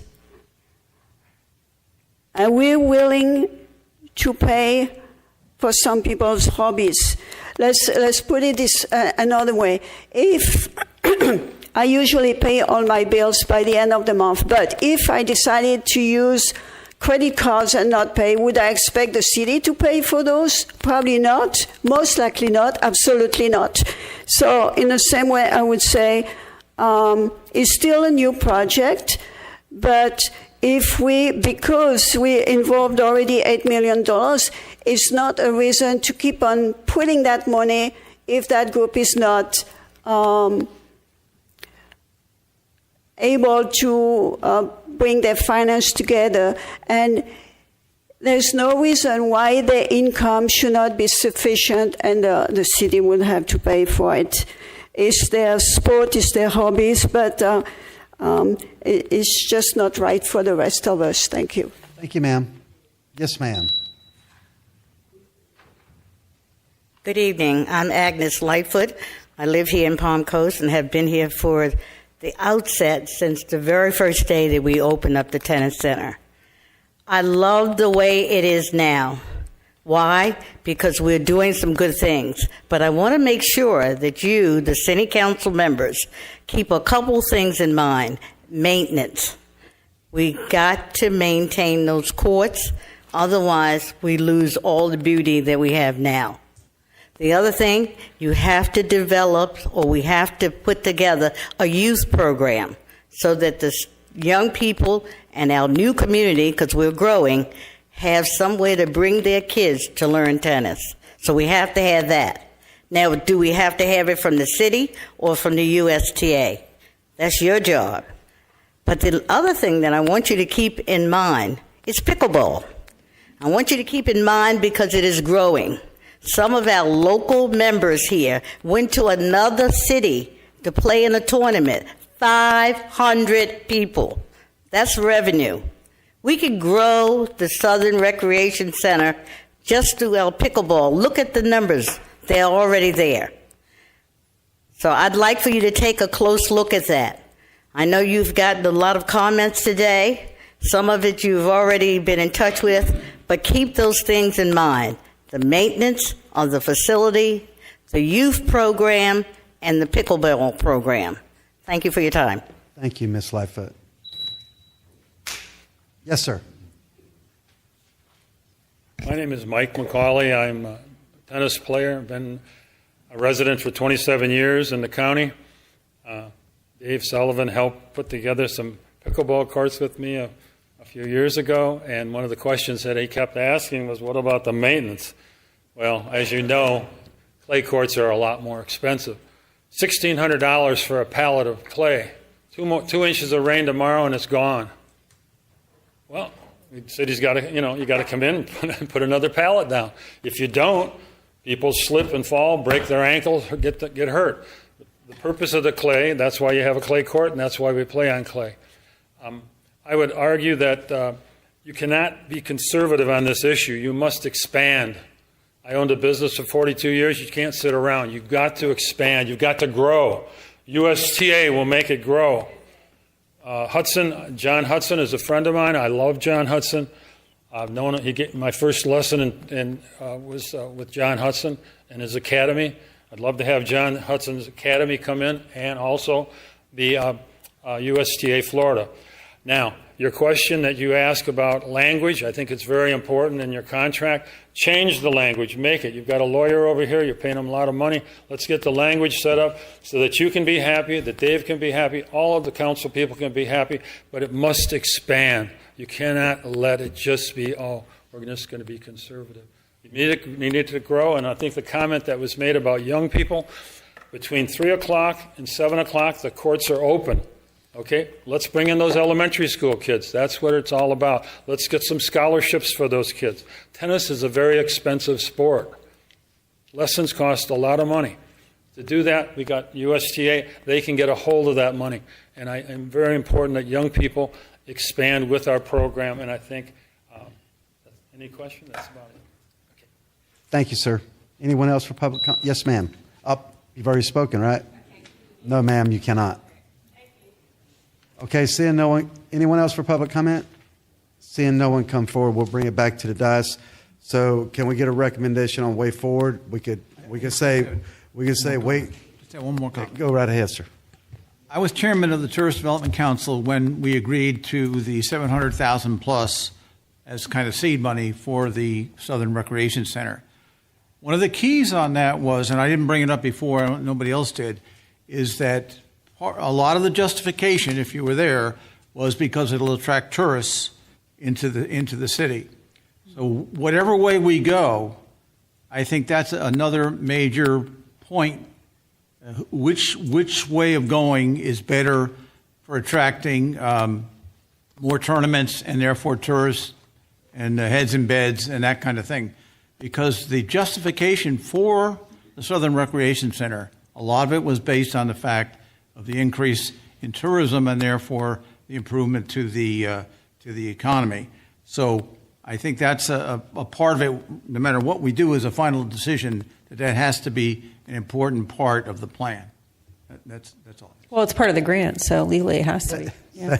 Thank you, sir. So do we have any recommendations? I would say we could wait, go through a few more quarters and see how the Recreation Center is performing and revisit the topic. But I don't think there's any, I hate using that word, but there's any appetite from the city council right at this moment to turn it over to an outside agency to manage, if I'm hearing everyone correctly. For me, I just need more information. Right. And I think that this is a tough one because I see the potential on both sides, but I also see the risk. And without knowing those real figures, it's just really, I don't think it's prudent on us to make a decision based on what's in front of us at the moment. But I also think that in the meantime, perhaps staff can go back to the USTA and talk about some of the comments from council and some of the concerns from the residents and try to work a lot of those issues out. Additionally, I would love to see John Hudson Academy still be able to be in place while the USTA is there. I think the one comment that really stuck with me is somebody said that there's people involved and this is our community. And I don't want us to lose that feel with the USTA coming in. I think that it's really important we try to hang on to that, not at the expense of $500,000 a year in losses, but I don't think that'll happen. I mean, I really think that this is just getting off the ground and there's a lot of revenue to be had. I also would be curious, and I don't need the answer to the question now because I think we have a lot of questions that need to be answered, but just because USTA is not managing, does that mean that tournaments cannot still take place? I mean, what is precluding tournaments from being at the SRC even if USTA is not managing it? So, I think that we just need more information, and I hope that this doesn't deter USTA, but rather imparts upon the USTA how important our community is to us and how important it is to us that we're making the right decision for the best of the community. Mr. Mayor. Yes, sir. So for me, it's the maintenance dollars, it's the capital projects. What's our vision? The parking lot, things of that nature. And like Councilman Sullivan said, the revenue. Can we put a plan together for hosting more pickleball tournaments if that's really the center of gravity? Can that help us drive into a direction where we're not in losing money every year? Yeah, and we provide TDC with quarterly reports on what they require through the grant, and at the moment we're right on kind of track with the number of room nights and everything we submit. Yeah, but I think our residents here, hit on something, and Councilman Sullivan, echoed it, and it's, let's come up with a real tangible plan to see what it looks like to host these pickleball tournaments in a way that we become the kind of center of gravity for the sport more so than we are now, and generate the revenue that can help us address many of the concerns that our residents have. So, again, we need more information, I think, before we can make a decision. Okay, thank you, sir. Anything else from the council? Yeah, I just wanted to say that I agree. I think that ultimately, in the long-term effort to get it to cost recovery, that type of strategy is probably the most effective in terms of growing, having these tournaments that impact us economically throughout the city in maybe a way that's not tangible for the city, but it is for the community and the economy of the community, jobs and those things. So totally on board with that. And also knowing, what our capital improvement plan is going forward, what strategies we can put in place to grow the revenue, to get us closer. We've been getting closer, and we need to continue and surpass that to where we're, maybe as Councilman Gambaro said, we're where everybody else comes to play within the Northeast region. And, that makes us not a cost center, but a center for revenue for the Parks and Recreation Department. Thank you. James, what's the status of the parking with FP&L? Are you squared away on that? So it was a couple of weeks ago, City Council approved an agreement with FPL to at least start the agreement for parking underneath the power lines. Then it will be we'll probably look at temporary parking, put millings down, and that will be done in-house, but I don't really have a date as of this time. Okay, thank you. I just want an update on that. So you have the direction you need from council? Yeah. City manager, you got the direction you need from council? Ladies, I'm sorry, but public comment on the subject is over. I'm sorry for letting you stand that long. Yes, Mayor. Okay, so we have the direction needed. We're moving on. We're moving on to the discussion of city manager search. Mrs. Fuller, I hope I accommodated everyone that were here for that topic. You're more than welcome to stay.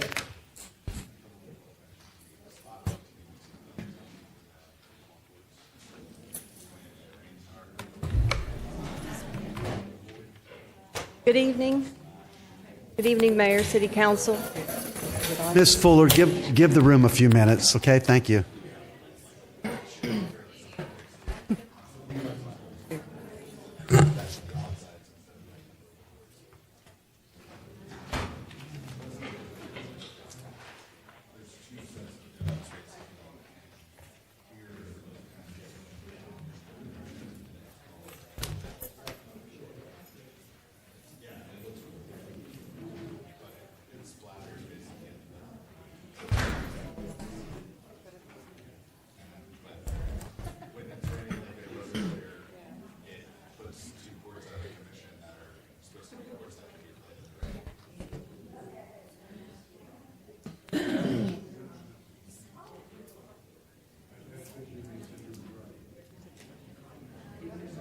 Sierra, take it outside.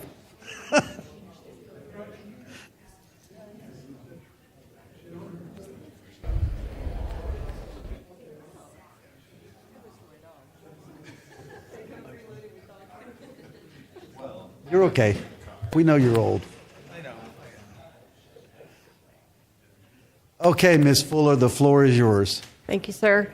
Good evening, Mayor, City Council. Renina Fuller, Director of Human Resources. I'm joined by Ashley Finner, our HR Coordinator. We're here this evening to provide you with an update on the candidates you have each selected to move forward in the recruitment process. To recap the application pool, we received a total of 112 applications. Of those, 90 applications hold a bachelor's degree and 69 have master's degree. At the August 26th workshop, Council provided direction that each member would bring or submit their list of top applicants. The agreed upon process was that any applicant receiving selections from at least 3 council members would move forward to the next stage. This evening, we are here to present those candidates who met that threshold and are recommended to continue in the process based on your selections. This slide represents the candidates that selected by council. Please note that this list is presented in alphabetical order based on the number of marks received. Each council member has been provided with a copy of the candidates' resumes organized according to the list. Can you go back just a second, Ms. Fuller?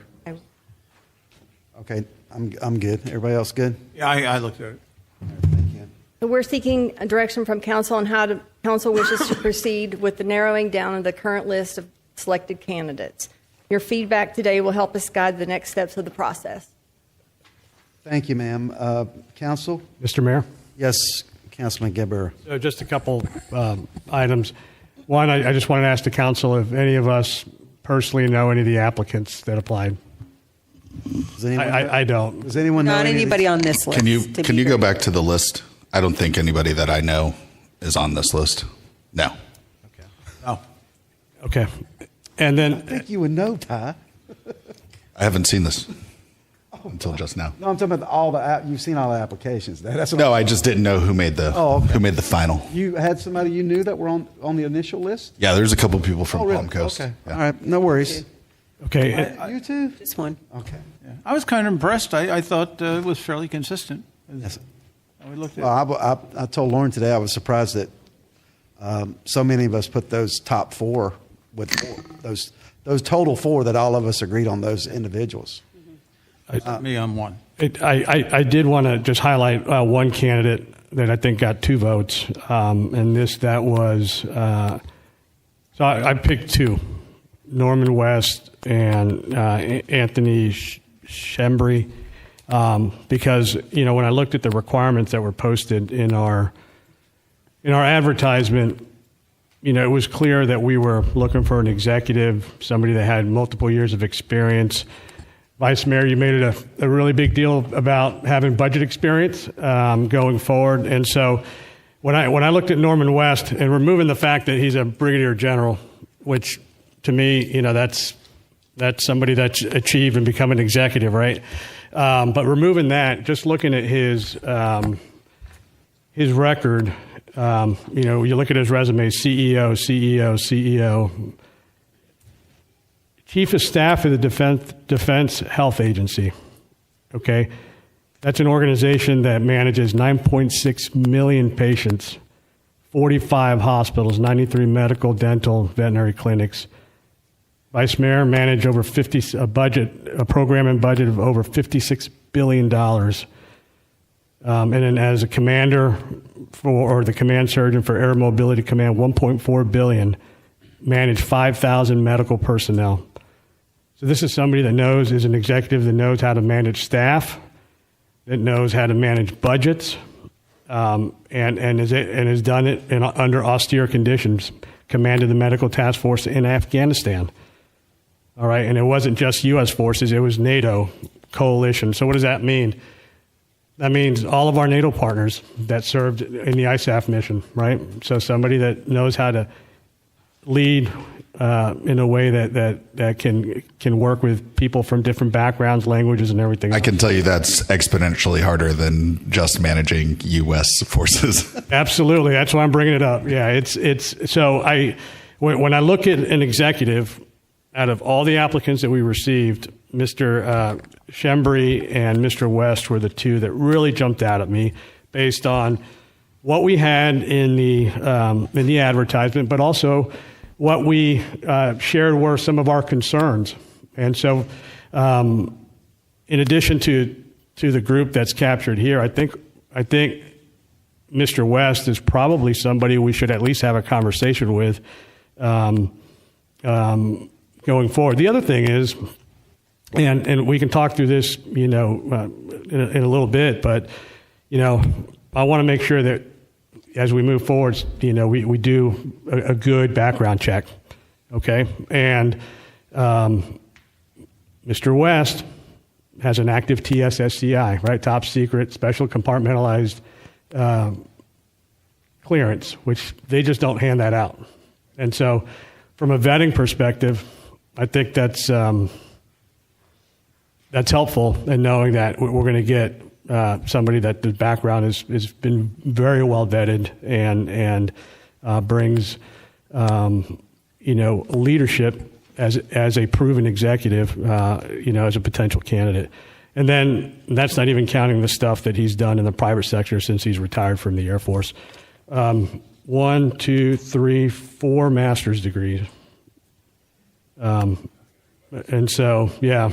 No, you don't. But in any case, I just offer that up for the council's consideration. I think if we're looking for executives, that may be somebody we should talk to going forward. Okay, so how do you guys want to proceed? I would recommend with what Councilman Garambaro just said is those top 4 plus Mr. West, go with those 5. Did we have something that came up on some background on one of those candidates? I thought Pierre published something about being terminated. I think he did. I'm not sure what the reasoning I'm pretty sure it was a council that terminated him, which we know in some ways can be politically motivated. So I don't know the details of it. I think I skimmed through that same article and saw a mention of that as well. Well, yeah. So that's what I would, my recommendation. And the only reason I don't think I had West up in my list was because of the field. Pretty much all military, no, really municipality, employment, anything that, and I kind of gravitate towards combat arms officers, not, admin medical. So that's just my personal take on it. But I have no problem interviewing the gentleman.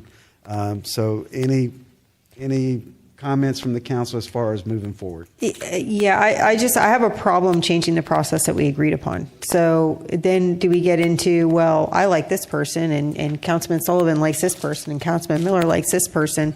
We agreed on a process to move forward, and I think we've come up with a really good list of candidates, and I would be really hesitant to kind of cut right now. I was going to make the suggestion that we all submit 2 questions. They have 3 minutes to answer each question, and they do it via kind of a video interview, and then we narrow after that, because we have based this narrowing process off of maybe a page or 2 on each one of these candidates. I think that's pretty unfair to then cut. We had 115 applicants? 112. So 112, I think we did a pretty good job distilling down to this. Perhaps we give them a little bit of time to answer 2 questions from each of us. Quick 3 minutes, that's 30 minutes a person. I think that's pretty fair for these ones. And then narrow after that. I'm just hesitant to cut immediately. And I certainly don't think that we should be adding anybody additional that has not made it through this first step, because that was the agreed upon process. Okay, so so you're saying you want to just go with the top 4 people with the 4 votes, or? No, I'm saying we allow each one of these to submit a video all of these interview people on the list. We agreed to a process for these people to get them down to 5 to 8. I think I was more concerned with narrowing it down and not keeping all these people on the hook. But that's okay if that's what that's what the council agrees to. Well, I know Councilman Miller also had Mr. West on the list. I did. I had him ranked fairly high. He may have been my number 1. So that's at least 3. I think we'd be making a mistake not having a conversation with Mr. West. Well, this is just us. How many's on this list, Ms. Fuller? 11. There's 11. Yes, sir. You have my consensus to add one more. I have no problem with that. If that's the three. So the criteria was as long as 3 people, right? Correct. Well, Yeah. I didn't go that deep. I didn't tag 25 people. I did like 8, Miss Fuller. I think you did about 18. I sent you 18. Wow. Well, it was a lot of applicants. Okay. So are you good with that, Councilman Sullivan? Did you take a good look at the? I did. I think generals? I had 14, and I think. No, I'm saying as far as the general was concerned. Did you take a look at this? Yeah, I have. Sometimes I thought some of were more academic type people, as opposed to. I was looking for people who really were involved with cities and counties and experience and that kind of thing. I have no problem with the general. I mean, I would be shocked if he ended up being the right If it person. could translate, because I agree, it's a very impressive resume, but is it right for this? And I just didn't feel it was right for this. Okay, so I mean, I looked at them all. I mean, you know. Okay, we have consensus to. Sorry, Vice Mayor, to add one more, being Mr. West. And we'll just append that to this list, so we have 12 Yeah, so to whittle we'll down. have 12 total. And when you got enough guidance with that, Ms. Fuller? Yes, sir. And how soon would you need our 2 questions each to send it out to the? Well, okay, so sorry. The recommendation was 2 questions, and what was that? Because we were kind of also going back and forth about. Yeah, no, I just suggested 2 questions. They have 3 minutes to answer each question. Video response? Video response. That's then it's kind of similar to the process we had last time. Right. And then we at another meeting we narrow from there. I'm good with that. I think that's good as long as. Yeah, I just would say one other question is, are they still interested in doing this? Just to make sure, if we think we have 12, let's.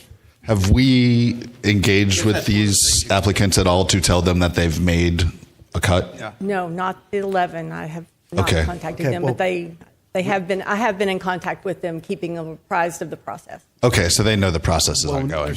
We need that soonest, Ms. Fuller, to reach out to those 12 Yes, and sir. say, hey, look, you caught our eye. You're still in the hunt. I will do Mr. that. Mayor, so just want to help here. Is like Ms. Fuller, what is the ETA on like being able to reach out to these people, get them to respond? Like what would logistically, earliest you could do that? I can email them do first thing too. in the morning. It's a matter of them getting back to me at that point, and if they don't email me back within a day, then I can give them calls. I That works think his for you. question is for as far as managing expectations, right? How long what's reasonable to give them time to prepare and present, their best, but also, we want to get moving as well. Yes. To the mayor's point, and the video is really important. I think a lot of us saw what people looked like on paper, and then when they presented, we're like, man, we don't know if this is the right thing to do, right? And so this is really important. We want to get that right as well. And also, Ms. Pontieri, you brought up the question. Did you say what type of questions you want asked? I didn't hear that. So I think just 2 questions from everybody, but then we need to figure out when. No overlapping questions. Yeah. So, Ms. Fuller, you're going to be the one that guides that process. And hey, you and the Vice Mayor asked the same question. Do you feel like you could ask a different question? Absolutely. Well, I mean, does that mean we'd be asking each person in this stage 10 questions? Yes, sir. 10 questions, 30 minutes. It's a 30-minute 30-minute interview. interview. That's fair. And anything else? This is the final 12. Oh, of I'm a sorry. We very need a important backward job. So. plan. We need a backward plan on when we want to actually do physical present interviews. So that's what we need to figure out. yeah, that's what the logistics, like getting through this stage and how you guys can forecast getting to the next stage, timing wise. At what point are background checks done, right? Is it the next We- stage, or do we do it here? We don't do background checks until they have a conditional offer. Yeah, but Fingerprinting with a level 2 background. I can get somebody to do a background check. yeah, I bet you can. Talk to the guy about the Yeah, but got a guy. No, but I mean, is that something that we want to do this far out? Yeah, and I mean, That way we don't. no, we don't do it, but we can request those, right, for them to submit themselves to that. Could we do that? That as a That's a Marcus question. I I think mean, I had asked could we earlier. Sorry. ask them one, because if you're especially So I guess what type of background are you asking for, and then you're wanting these applicants to pay for that background check is what I'm that's a getting. level 2, right? So that's running around $60, give or take. We willing to Depends on invest who it comes $60 through. on these 12 people, or we want to wait until the next step? Next step. Okay, that's the question. There we go. Yeah. We're whittling it. I'm good with that if everybody else is comfortable. Either way, we'll get the answer right. Barring all 6 of our finalists having histories that were unbeknownst to us. So, Okay, Ms. Fuller, you got what you need. Yes, you will be sending me, each one of you will be sending me 2 questions. Yes. And When do you want those by? I would say as soon as possible. Friday? give us a suspense, Ms. Fuller. When do you want the videos back to you and you guys discussing this at another workshop? Do you, right, the tentative schedule on your screen there says September 23rd. So is that too soon? Is that... 2 weeks, that's pretty Probably. If we can get the questions to Ms. Fuller by the end of the week, there shouldn't, if someone is really motivated to find a job and this is where they want to be, I don't think they would have a problem answering those questions. I agree. Like, I've been part of corporate job searches. Sorry. I've been part of corporate job searches that, you know, the expectation is a fairly quick turnaround in this. It's not, you get a month to send me answers to questions. You know, people are looking to hire and hire quickly and make a decision about a large pool of candidates very quickly. This is very similar to that. Okay, so we're going with the end of week questions to you, Ms. Fuller. That's correct. And so you are expecting them to have their answers back to you, and you have already reviewed them prior to the September 23rd workshop. Is that correct? Sounds good to me. So what is the deadline that you want to give the candidates that gives you enough time to review? Do you want... I would say at least Thursday the 16th. Gives us basically the weekend. Is that enough? All of them? Thursday. Well, does that mean we should accelerate our timeline with the questions? Because that gives them less than a week to respond, I right? can get mine to Ms. Fuller tomorrow. Just nobody take the ethical dilemma question because that's mine. That's one of my questions. So are we good? Are we good with that? Do you have the timeline? I'm going to be honest, I couldn't hear the timeline, so I'm trying to Yes. keep up with you guys. Ms. Fuller has it. Okay. If I can get everyone's questions by Wednesday or Thursday of this week, then I can get them out to the candidates. We will give them the deadline of next Thursday, and then we will come back to council on the 23rd. Okay. So they will respond by the 18th. The Council 16th. will have, The responses by the 18th, on the 18th. they will respond by the September 18th. Correct. And then, Oh, Thursday, I'm sorry, yeah. and then council will be ready by September 23rd at that, and that's a daytime workshop. Sorry, trying to keep track. You'll watch videos? Is that? Yes. Yeah, you'll get them in an email and you can look at Over them the at your weekend. leisure. And just one more thing, Mayor. We don't have the same softwares that your previous consultant have to running like social media checks and their name through databases on previous articles. So, I mean, we can Google their names and put that in a folder for you, but we don't have that same type of software that your previous consultant did. So I didn't know if that's important to you or not. That's on Ms. Fuller. If you want that, we will do. And your crew. We Your- can you do and your crew. searches, but what Yeah. we'll plan, we'll look at social media searches and we'll look at Google. If something's glaring, like spousal abuse, DUIs, something like that, say, hey, ding, ding, ding. Yeah, exactly. Okay. So are we good? Council's good? Thumbs up. Okay, we'll open this up for public comment. Yes, ma'am. Chantal Prelinger. You're looking for somebody who has the ability, who knows what they're doing, and I understand that. But I'm wondering about how about having a peacemaker, having somebody who has human abilities to get things done, who gets along with other people, who has moral values, integrity, who relates well to those they have authority over. Is there any way to get in touch with people who have worked with them and know what kind of personality they have? Because you're going to be stuck with that person. Thank you, ma'am. And most applicants submit references, so they provide people that they feel will speak highly of them. So, any more public comment? No one, seeing no one come. Miss Henry, yes, ma'am. I didn't get the full full agenda package this week, so I don't know if resumes and stuff were attached. But I would like to see where these people are located now. I mean, just a name doesn't give you much information for us as residents. So maybe I want to research them myself. Yes, ma'am. Chat GBT, Reach out to Miss Fuller. She'll give you that information. I have that now. You would like it? How many do we have in the state of Florida, Miss Fuller? We have 5 of the 11. I did it on 11, not the 12th one. Are reside in the state of Florida. The others are from Arkansas, California, Georgia, Illinois, Wyoming, and Michigan. Oh, I'd like to go to Wyoming myself. I don't know why they want to come here. Okay, so that's your answer, Miss Henry. But if you need some more follow-up information, just hit one of the council up. We'll get it to you. Any follow-ups with the council? Okay, we're moving on. We're moving to presentation 3, administration of the Cultural Art Grant Program Agreement with Flagler County Cultural Council.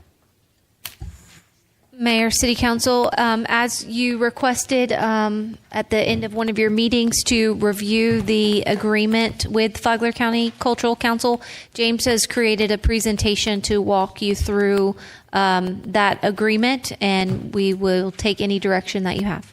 Thank you, ma'am. Good evening, Mayor and City Council. James Hurst, Director of Parks and Recreation. So the agenda tonight is to kind of go through the renewal agreement with FC3 and the Cultural Art Program. So we'll go through some terms, the administration of the Cultural Art Grant, FC3 scope of services, the city's scope of services, and then lastly, financial responsibilities and records. So the current term was approved on October 1st of 2024 and is valid through September 30th, 2025. Option to renew for 2 additional 1-year terms with a 60-day notice, which we enacted less than 60 days ago, but we enacted this. And then either party may terminate without a cause with 90 days of written notice. So really quick on the administration of the Cultural Art Grant. City Council shall have the ultimate discretion to determine proposals shall be awarded, the amount of the grant awarded, modify recommendation, and also reserves the right not to award any grant funding. The city retains complete control and final decision-making authority over all financial aspects of the grant program. FC3 and the city meet once a quarter, which we're currently doing. Next one is in October. FC3 shall not award grant funds to itself or shall award any grant funds to the current individuals and or organizations on the established panel. FC3 shall not utilize grant funds to re-grant or underwrite other FC3 programs. And the city has the right to refuse any grant award for any reason. So here are the scope of services for FC3. So the above is just outlining that the FC3 is the Art Council for Flagler County. They are dedicated to enriching the lives of residents and visitors, and their mission is to seek and provide resources that promote and support the arts, culture, and history in the community. So just kind of going through the FC3. FC3 shall develop and maintain cultural art grant proposal application. FC3 will establish an impartial panel of subject matter experts who are tasked with accepting, reviewing, and scoring applications. In collaboration with the city, we'll organise a public meeting before the city's governing board, which I'll get to right at the end, for next fiscal year. And FC3 will prepare a comprehensive presentation to City Council that summarises their grant process and grantees. Some scope of services that the city does is we follow our financial policies and monitor its budget calendar to ensure that grant funds are secured in a timely manner. City shall develop and maintain a cultural art agreement with approved grantees. City representatives shall coordinate meetings with FC3 once per quarter. City shall create purchase orders and receive, review, and process the invoices for the organization awarded grant funding. So financial responsibilities and records. So the city shall create the cultural art grant agreement and purchase orders and shall process the payment of invoices to the organization. FC3 shall provide the city with most documentation that is required for these processes each fiscal year, and upon written request from the city manager or designee to reasonably inspect any book, documents, papers, and records that pertain to FC3's management of the Cultural Art Grant for the purpose of the city performing an audit, examination, or other review of the program. There is a bit of a typo on this one. So our next steps will be to go to council next week, September 16th, for approval at the business meeting. And then we plan to bring the 2026 fiscal year grantee awardees on October 14th. FC3 will present that on October 14th. And with that, we do have a representative here from FC3 in case you have any other questions. Julia is here in the back. But that concludes our presentation. It's kind of like an highlight of the agreement. Yeah. All right, thank you, sir. Any comments from the council?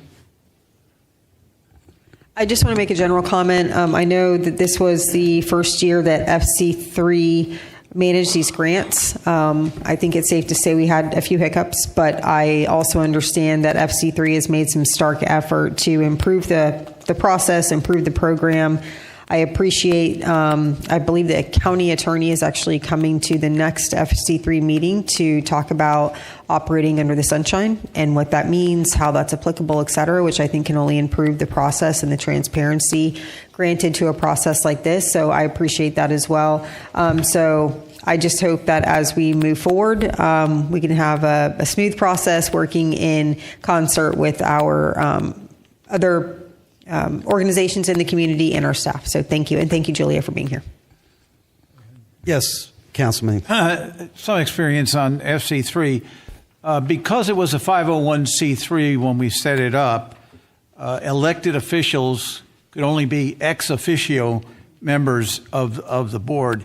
With the sunshine laws now taking effect, would that enable, say, one member from the county commission, elected member, and say one elected official from the council here? Could they then be voting members? In other words, if you're ex officio member, you couldn't actually vote. And so is that one of the items that you're going to address now that we've decided it's going to have to be announced meetings, open to the public, all that kind of thing? So Teresa, you might be more up to speed on that than I am. I haven't asked about that, but I almost feel like there would still be somewhat of a conflict in that. So I wouldn't really be comfortable with that just because we're voting on things like kind of in both capacities, but with some of the same monies. So. I was just trying to, one of the problems apparently in last year was we felt, I think that at least the council, from what I heard, I wasn't there. Oh, well, no, I wasn't here. That there was problems with kind of management and decision making and personalities and that kind of thing. Yeah. So I think if you watch the meetings and if you listened to some of the meetings where the grant interviews were taking place, yes, I think we voiced some concerns up here about how that went. But at the end of the day, the city council has final decision making authority with regards to how the grants are awarded. So even if FC3 does not recommend to us a certain applicant getting a grant, but we as council feel it's appropriate, we can override that. Likewise, if FC3 says we feel some organization should get a certain amount of a grant, but we as council feel differently, we can override that. So, because there's always been someone from the council at the meetings when I was there, and I think that's still you. It is me, yes. And I think, is it Pam Richardson now? Pam and Leanne. And yeah, so you're representative. The problem, as I see it, is you don't get to vote. Anything else from the council? Councilman Gambaro? Councilman Miller? Well, I have a stark opinion on this whole process, and I think FC3 has been a complete failure for the city of Palm Coast. I have never seen hyperpartisanship and pettiness on a nonpartisan organization that can't follow simple Robert's rules. And I will not support renewing this contract at all. I want it to come back to the city, have our bureaucrats within the city do it, because I do not feel that the partisanship and the pettiness that went on in FC3 should be tolerated by the taxpayers of this community. and I'm adamant about that. When someone attacks someone that's representing a nonpartisan and a 501c3 strictly because they know the mayor, and I have no problems with Peter Johnson, whatever that article said. I have no problem with Peter. Peter actually brought to light some of the things that were happening in FC3. They were first, it was requiring membership in FC3 to even be eligible. Then it was the wanting to install non-disclosure agreements to be part of the organization. So for me personally, as the mayor of this city, I will not support renewing that contract with FC3. I've already spoken to Lauren about bringing it back within our organization and having our city employees staff it and do it the way we used to do it, because I am not willing to turn over $100,000 to partisan, petty hacks, period. But you're not. We still have final decision-making authority on that. The problem is the problem is the one applicant that I would have been very happy to see a grant go to that didn't get money withdrew their application. So at the end of the day, that's because that applicant has sat on nonprofits before and knows full well that nonprofit organizations have to follow Robert's rules, do minutes, take notes, do exactly what they're supposed to do as a SMEs. We do not have SMEs, as James mentioned. We do not have SMEs in the FC3. We have people in the TDC that are part of the FC3, which there should be no blending of those two organizations. As far as I'm concerned, TDC should go away. We should not have a TDC. All that money that goes to TDC should be strictly allocated for the beaches. That's my personal opinion. But I am not going to sign off on this contract. You will not get my vote on that. James, how much staff time was spent when we were evaluating and administering these grants? Quite a bit. So it would be on myself and our staff assistant. We would make the PowerPoint presentation, reach out to the groups. We would advertise for the grant process, at the time we had different levels, so we created the application. For both levels, we had a level 1 and a level 2. Then we would have a board of five or so city members, which I would chair. Then once that was about an hour or so, half an hour meeting, maybe 45 minutes depending. And then the process starts, then coming to council for presentation, then approval, and then we would go through the financial process right now as we currently do. So creating the contracts, creating the POs, sending out the money, keeping track, things like that. And that was a collateral duty that falls under that 10-15% of additional duties as outlined by supervisor, correct? Can you repeat that question, sorry? It was a collateral duty, meaning that falls into the scope of someone's job description. An additional 10% is allocated for other matters needed by your supervisor or the organization. As the director of Parks and Recreation, it kind of came under my scope, yeah. Thank you. You have something, Councilman Gambaro? No, I just wanted to make sure that he understood collateral meant additional duty. I have a question. With regards to, I understand now FC3 is doing 2 instructional classes on helping applicants fill out the grant application. Was that offered by staff when you all? No, it was kind of like we sent out the application, and we were there to answer questions if they had them, but no workshop or anything like that, no. Okay. And isn't it a requirement now? Julie, it's a requirement now? Yes, you're nodding your head, yes, okay. And I'd spoken with Lauren today about it. Mr. Duffy was on the line too, about our grant writer kind of having some role in there, because that person is versed in grant writing, along with Patrick Giuliano, because Patrick knows how to do grants, and Patrick is a nonpartisan. I am not willing to have strictly partisan people, taking care of city funds that going to outside the city. We did something for the Historic Society. You guys approved that. The Historic Society of the county. That is not the city. We are a city. The monies and revenues that are in our city should be for activities and organizations within our city. But Mayor, the time to make those statements is when we approve the grants. We already did that. None of this was brought up. And by the way, FC3 was not previously advised to operate under the sunshine. So I actually had to push on the county attorney and find an attorney general opinion that said, no, I'm fairly certain that they qualify for, or they must operate under sunshine based on this attorney general opinion. And actually asked to look at this again. So they weren't advised. I think we're being very unfair. I don't know why you continue to accuse them of engaging in partisan politics. We never talk about politics during those meetings. Perhaps you know something I don't. But at the end of the day, I think we have a group that has volunteered to take a pretty heavy lift from city staff, which we are constantly engaging in ways to try to save monies, be more efficient. And in my opinion, when you have a group of people who, this is what they do collectively, and more often than, no offense to James, but James Hurst, when it comes to when it comes to grants administration. So I hear the concerns about the process last year. I think that, again, because it was the first year, we had some hiccups. I think that there was some oil and water as far as personalities go. You're going to have that sometimes. But I don't think that we can blame FC3 as a whole group and then throw TDC into it. TDC is incredibly important for this county, and throw the baby out with the bathwater. So I think they've instituted improvements. They're going to be operating under sunshine.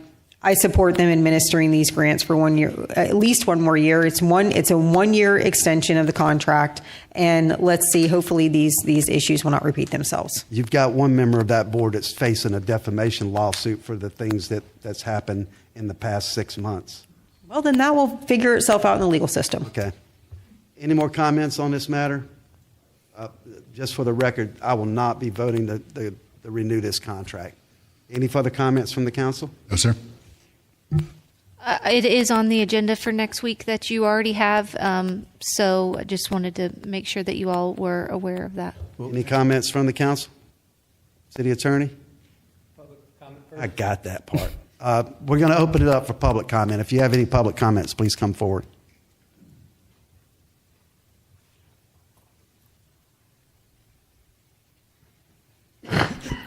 Good evening, Mr. Mayor, Council. My name is Julia Truillo. I am the treasurer for FC3. I am also the grant administrator for these grants. I want to point out to you a couple of small things. As Councilman Ponchieri has mentioned, this is a volunteer operation, though we work under contract. Roughly 200 hours of volunteer time so far this year have gone into this process. I am an experienced nonprofit person. I have spent my entire working life as a nonprofit administrator. I have sat on grant panels reading grants. I have written grants. For the state, for other counties, I know the grant process. And so when we took this on, I was asked to look at the process and to put it together. We invested in software, which helps both the grantees and the people who are running the grants. For many years, the City of Palm Coast grants have been paper grants, which adds a layer of work to the staff. These grants now are all online.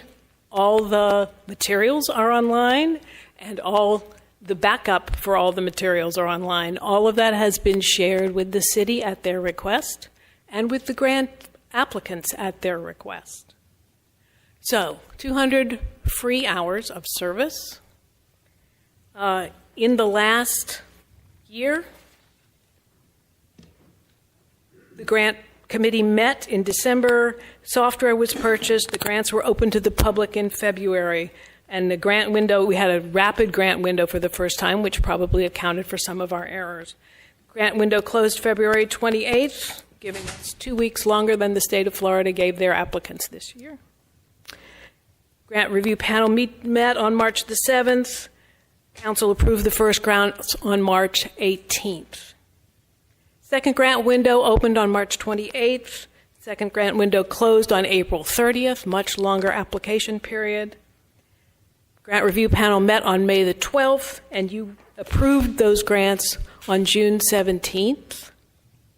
At that point, we met with the city and were asked if we would continue, given the fact that you would not approve the budget number for the grant until after we did the grant process. In order to fit your fiscal year, we would have to accept grants and review them and present them to you before there was money available. We went ahead with that. The grant window opened on July 14th. We did 2 grant workshops. Sorry, I know I'm out of time. If you have short, finish up, please. Okay. Grant window closed on August 22nd. We received 8 grants. The panel met September 4th, and those numbers were forwarded to the city on Monday, September 8th. So we have been timely in our process, and we have been straightforward. I don't think there's anything that we have done, aside from the personal arguments that you referred to, that has been in any way unprofessional or wrong. So I'm happy to answer any questions you have about the process or what we are doing. But that is it in a nutshell. Thank you. Thank you, ma'am. Anyone else for public comment? Yes, ma'am.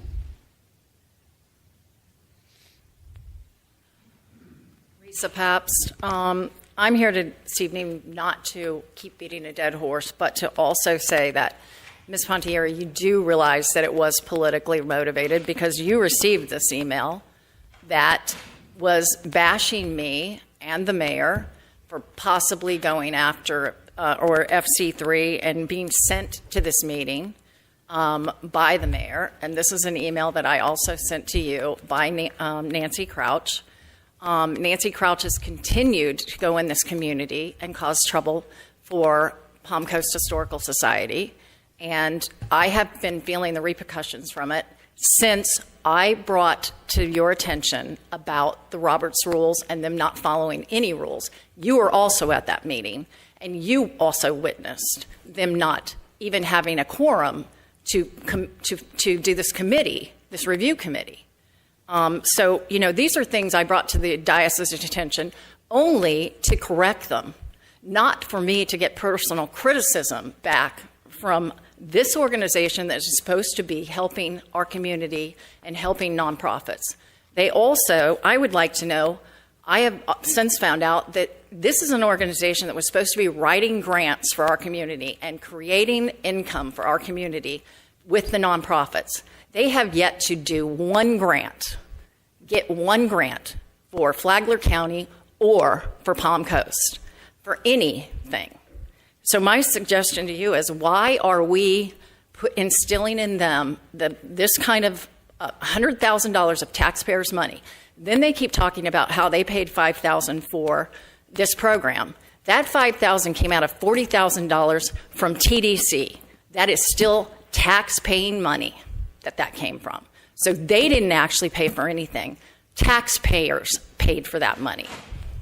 So all I'm saying is that I am disappointed in this process of administration pushing this forward with them just to save face for FC3, because you didn't have a problem letting me get 2 black eyes from them in the community with the kinds of things that they put out there to everybody, including you and other county officials.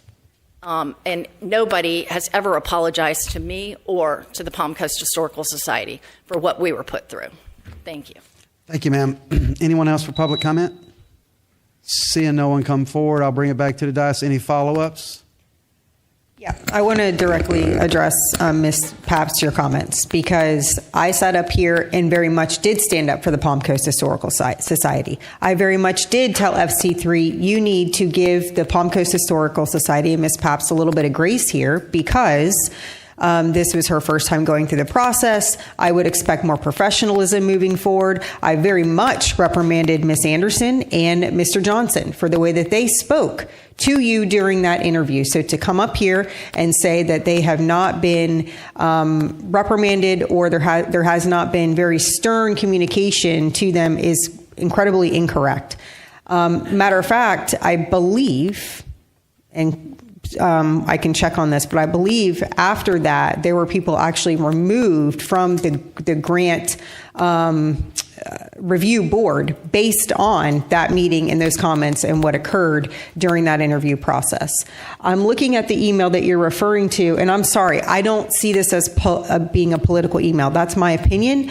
If other people take it as, well, this was politically motivated, that's your opinion, but in looking at this email, I feel it could be more of a personal thing, not a political thing, but I don't know. I'm not this person, so they would have to be spoken to about it.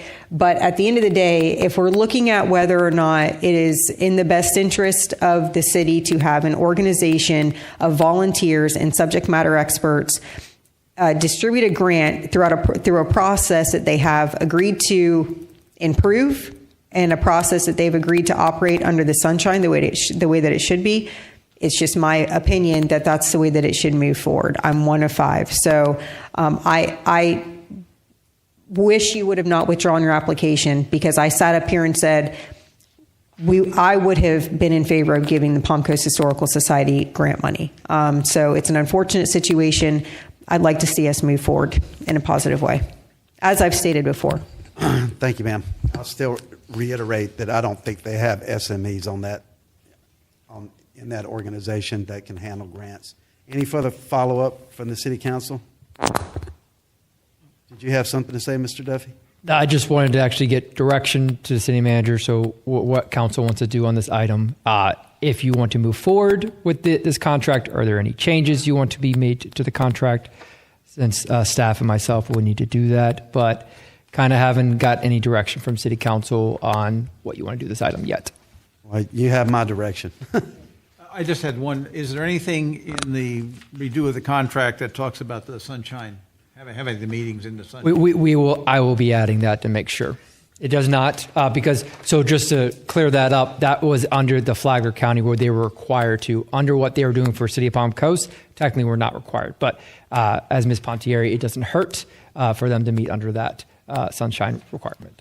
The interpretation is that it's kind of a gray area, but best practice is let's operate that way so that everybody believes that it's up and up, correct? Yeah, and what Ms. Pontieri is talking about is when the county designated them, they designated them under a certain statute. So that's why they're required. But under us, we weren't doing that. So right. For us, they're an advisory board. For the county, they are a pass-through for state appropriations. Correct. Yes. So that's just the difference there. But in the contract, can we write in there that there can be no members on that board that are also members of or employees of the TDC?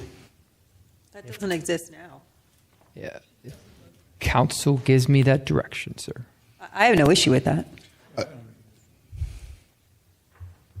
Any further direction you need? Is the reasoning behind that just the funding that comes from TDC for FC3? Right. I was just trying to make the leap. I think the staff member that's there is just like a liaison, like James is the liaison. There's not a voting member. And that's Deborah, I believe. So I got that edit, and I have the sunshine requirements. Anything else? And I take it from the body language I'm feeling right now that we're moving forward with it is what I'm getting at? Do the contract, we still have to vote on it. Yeah, but move forward with a business meeting. Yes. Okay. Thank you. Got what you need, Marcus? Yes, sir. All right, thank you. We're moving on to item 4, ordinance amending Chapter 42, creating Section 42.7 of the Code of Ordinances, providing for use of operation of bicycles and electric-powered cycles. Marcus is your presenter for tonight. So he's coming down.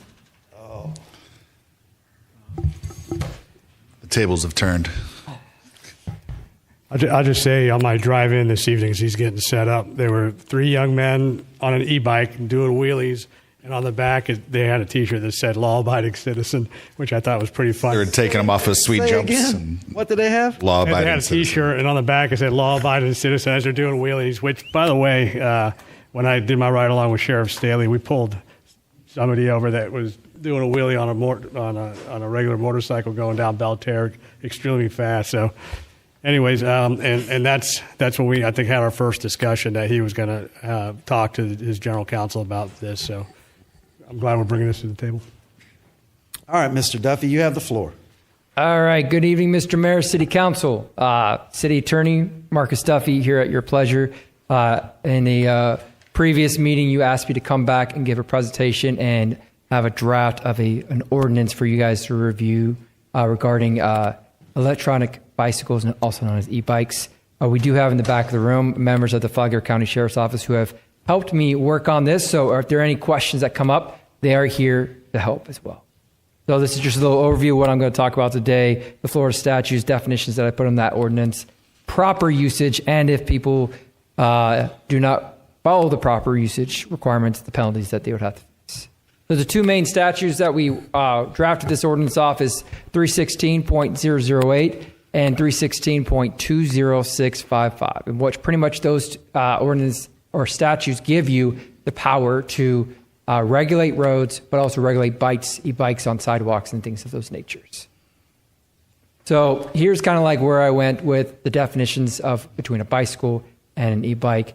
A bicycle does not have any type of motor engine, as you're pedaling it, where an e-bike is you are fully operating with a pedal, has some type of electrical motor of less than 750 watts, and meets that statute requirement of 316.00323. So there's three types of e-bikes, how we kind of shortened it down based off of the statute. Class 1 is where it's pedal assist, no throttle, and maximum assistance speed of 20 miles. Class 2, another e-bike, maximum speed of 20 miles per hour with a throttle assistance. And then Class 3, e-bike, which pedal assistance, no throttle, and max speed of 28 miles per hour. So another definition that we add in there, it's what's called an electrical powered cycle, which means that any motor vehicle having a seat or saddle for the use of the rider and designated to travel on not more than 3 wheels in contact with the ground. This vehicle has no pedals and is powered by an electrical motor which may exceed speed of 28 miles an hour. A good example of this could be a dirt bike. And I'll go more into that later on in the presentation. Another definition we added is for government IDs. Based on the direction of this council, you did want to have an ID and age requirement. So the ID requirement is pretty much any state, federal ID, passport, military ID that pretty much gives the individual's name, date of birth, and photograph. So here it talks about what bicycles would require. Bicycles would follow according to the Florida statute, but also it would require that they have a front light that goes out 400 feet and then a reflector for 600 feet at night. And also the bicycle, if it is traveling on the road, it would need to follow the road requirements, stopping at the stop sign, stopping at stoplights, things of that nature. Marcus, I just had a really quick question. Yes, sir. For the, one more slide back, for the electric-powered cycles, noted that in the e-bike language, it specifies wattage, and this does not. Is there a reasoning behind that? This is based off of the Florida statute. Okay, so this just meets, and Florida statute for e-bikes does specify wattage? Yeah, those class 3s, what we typed ours off of is based off that Florida statute. Okay. Hey, Marcus, I've got Yes, sir, a Mr. couple Gambaro. questions. So what if the pedals, I mean, they've got the infrastructure for the pedals, but the pedals are taken off? If they manipulate it, and I can confirm this with our sheriff's deputies, but I would say if they're taking the pedal off, then they're not meeting the requirement. They're manipulating the bike. Do we need to? My review. Do we need to specify potentially language in there Yeah, we could add that. Yeah, altering? Because I know that's, and when we discussed this before, that's a big part of that community is, upgrading and modifying and so changing something that may be considered legal or safe into something that's not. Yeah, I can make sure. I think there might have been a discussion on that, and if it didn't get added in, we can make sure it's in for the first read. Yeah, so I heard that from multiple deputies the evening I was out with Sheriff Staley, that they take the pedals off. They manipulate the governor to go faster than 28 miles an hour, things of that nature. And then the operation of the e-bike, proper usage. What if they start on the road and they go on the sidewalk and they're kind of navigating back and forth between? So my interpretation of this is that if you are on the road, you're like a car. You can't be going in onto a sidewalk. So if you're on the road, you're following the rules of the road. If you're on the sidewalk, it's a different story. Okay, yeah, because that's been some of the issues. I think the workshop we had a few weeks back on my way home, right on Belterre and Rimfire, there was a young man on the ground because he got hit. But I think there was an issue with going from road to sidewalk, and so okay, yeah, the key here is public safety, right? And making sure that we lay the groundwork to enforce standards and make sure everybody stays safe. No, good questions, Mr. Gambaro. So what that would be it's going to be a trial and error enforcing this thing. So I think it's going to be when the sheriff's office does start, if this goes through and gets passed, the sheriff's office starts enforcing it. I think that's going to be the learning curve the first couple of months, weeks, and then we'll see a more progression in the right way. Right, and then there's as we go through that process, one of the other concerns was, they start out on the road, they've taken the governor off or whatever the case may be, but now they're on the sidewalk and they're going way faster than 28 miles an hour. We just got to figure that out. But okay, well, and I'll talk a little bit more about that more in the presentation. Okay, thank you. And Marcus, did you research other communities, other cities? Yeah. So to be honest with you, there are not a lot of ordinances on this. There was working with the sheriff's office. We looked at other communities. I think I might have found one or two. I think I heard something on the Jacksonville News about them trying to pass an ordinance also. So yeah, Jacksonville is in the process, but they very little out there on what I found. So okay. Yeah, and the one other question was the state is supposedly working up some kind of ordinance or regulations on this. I guess I had this question earlier. Does it make sense for us to agree to something before the state has their regulations out? And I think you convinced me that in discussions, that no, we ought to go ahead now and get something there. This is going to get more complicated with time. Well, this, in things passed, right, with regulation, if we have something on the books before they start regulating, then potentially we could be grandfathered in if we believe ours is correct. Right. But if we wait until after them, then potentially we can't. I kind of came to that. Go over there. Well, but I believe you have seen the draft legislation, correct? Yeah, I've seen a draft that is going around. Not much different, maybe adds a couple of extra things, but I would recommend we pass something. In worst case scenario, we always amend our ordinance later down the line. You can get Council, Sheriff's Office could answer all these questions too. all right. Thank you guys so much for coming up. Okay. I'm John Lemaster, the Flagler County Sheriff General Counsel. There were a couple questions you asked that I addressed when we did the initial draft. Can you talk into the mic, Mr. Lemaster? Thank you. I'm sorry, I'm usually heard very well without a mic. My name is John Lemaster. I'm the Flagler County Sheriff General Counsel. In researching this and working with Mr. Duffy, some of the questions you have asked, we reviewed. There are 4 counties in this local area that are looking to provide an ordinance: St. John's, Volusia, Putnam, and us. We are in the beginning stages of that. We're ahead of the game as far as most of the other counties are concerned. In fact, I provided our draft, the one that Mr. Duffy provided back to us with comments, to the other 4 counties. As far as the state statute is concerned, the Sheriff's Office is working with the sponsor of that bill. We have a meeting next week, a virtual meeting next week, to move that bill forward. Who is it? Off the top of my head, I can't tell you, but I can provide that information to Mr. Duffy. Yeah, that'd be great. Thank you. We're looking to move that forward with the support of the Florida Sheriff's Association, sort of as a secondary support, because there are multiple counties. I was just at the legislative session, and we are not the only ones facing this issue. As Mr. Duffy suggested, it would be good for us to get ahead of the game.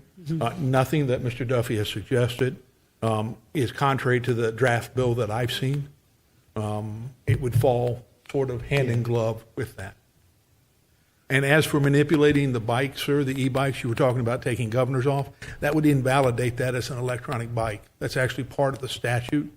So if they were to upgrade, take a governor off or add an engine or do something along those lines, that would no longer be considered an e-bike. If they take the bike pedals off, they would no longer be able to, it would no longer fall under that statute. It would be a separate violation. Thank you. All right, so I think we were right around here. So this talks about what we require for an e-bike falling within the Florida statute. Well, go back one slide, Mr. Duffy, please. Yes, sir, Mr. Mayor. Oh, when we're talking about bicycles, and in our community, because we don't provide sidewalks, so bicycles in normal operation, correct me if I'm wrong, should operate with the rules of the road, on the road, not on the sidewalks. Correct? That's correct. Joe Barilli, Chief Deputy at the Sheriff's Office. That's correct. Okay, so but we do not enforce kids riding their bikes to school, saying on Matanzas Woods Parkway, going across the bridge on the sidewalk. I'm sure kids are not riding on the road, going to school in the morning with all that traffic on. They can ride on the sidewalk. Exactly, that's what I'm saying. That we allow them to ride on the. We allow them to ride on. Correct. We don't enforce that statute, right?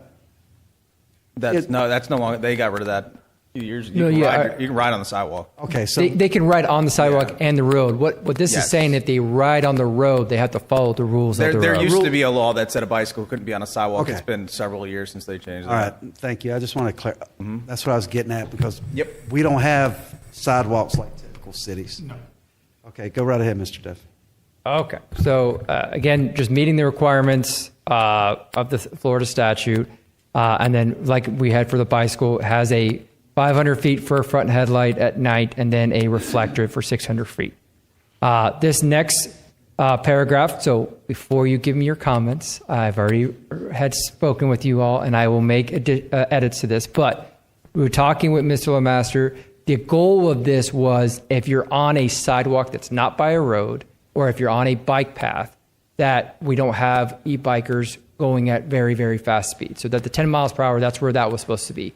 The goal with immediate adjacent to a road is where like we have bikers that are on the side of the road, whereas there are other bicyclists that can ride faster than 10 miles per hour. So we didn't want to limit those particular examples. So my goal is I will rework this area of the ordinance if council would like me and make it a little more cleaner. But that was kind of the goal in that section of the ordinance.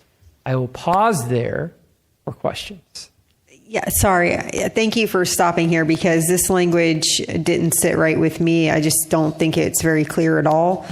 But I mean, can you state for me again the objective with this? Because I don't really understand your objective with this section. With the speed limit for the bikes? Well, on this specific type of sidewalk. I mean, why aren't we just saying no speed limit for, exceeding XYZ on any sidewalk? Why are we qualifying it? I mean, that's an area we could look at.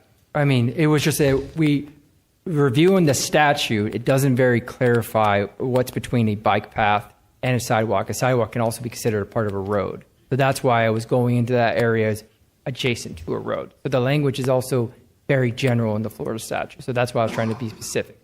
But I see your concerns and I see the question. Mm-hmm. I can go back and take another stab at it to make it more specific so it's not as confusing. And as you say, not just leave it to that certain area. Yeah, is there anything precluding us from saying that if you're on an e-bike, on a sidewalk, regardless of where it is, you should not be exceeding 10 miles per hour? We could do that.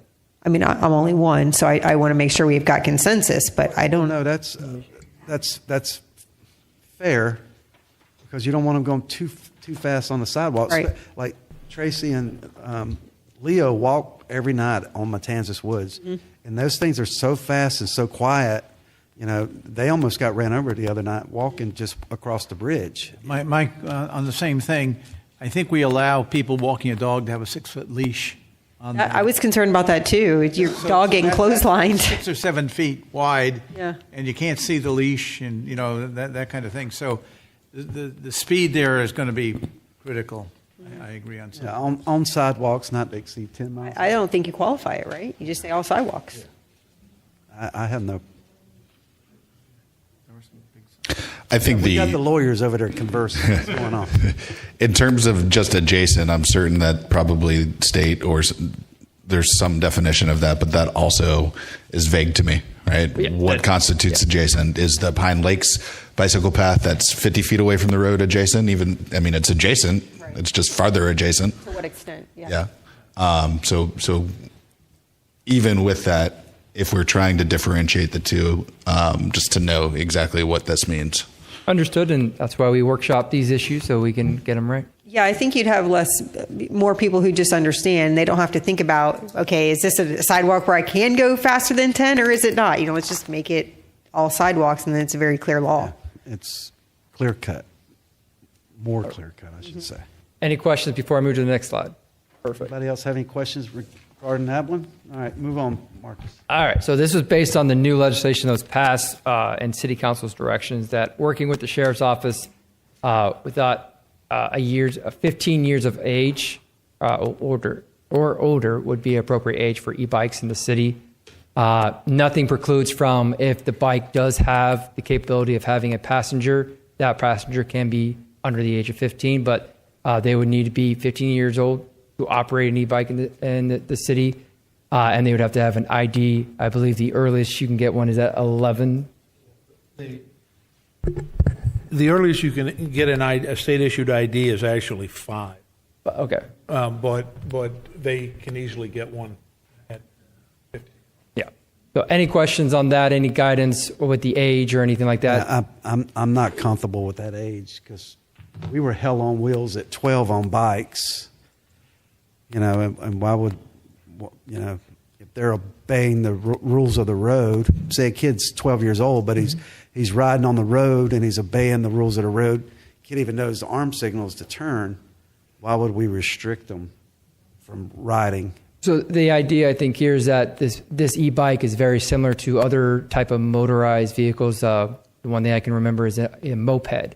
Other states require you to, if you want to operate a moped, you're at least 14 or 15 years of age. So we don't have to go that route, just giving you the options that you're aware of. Do we have that law here, the moped?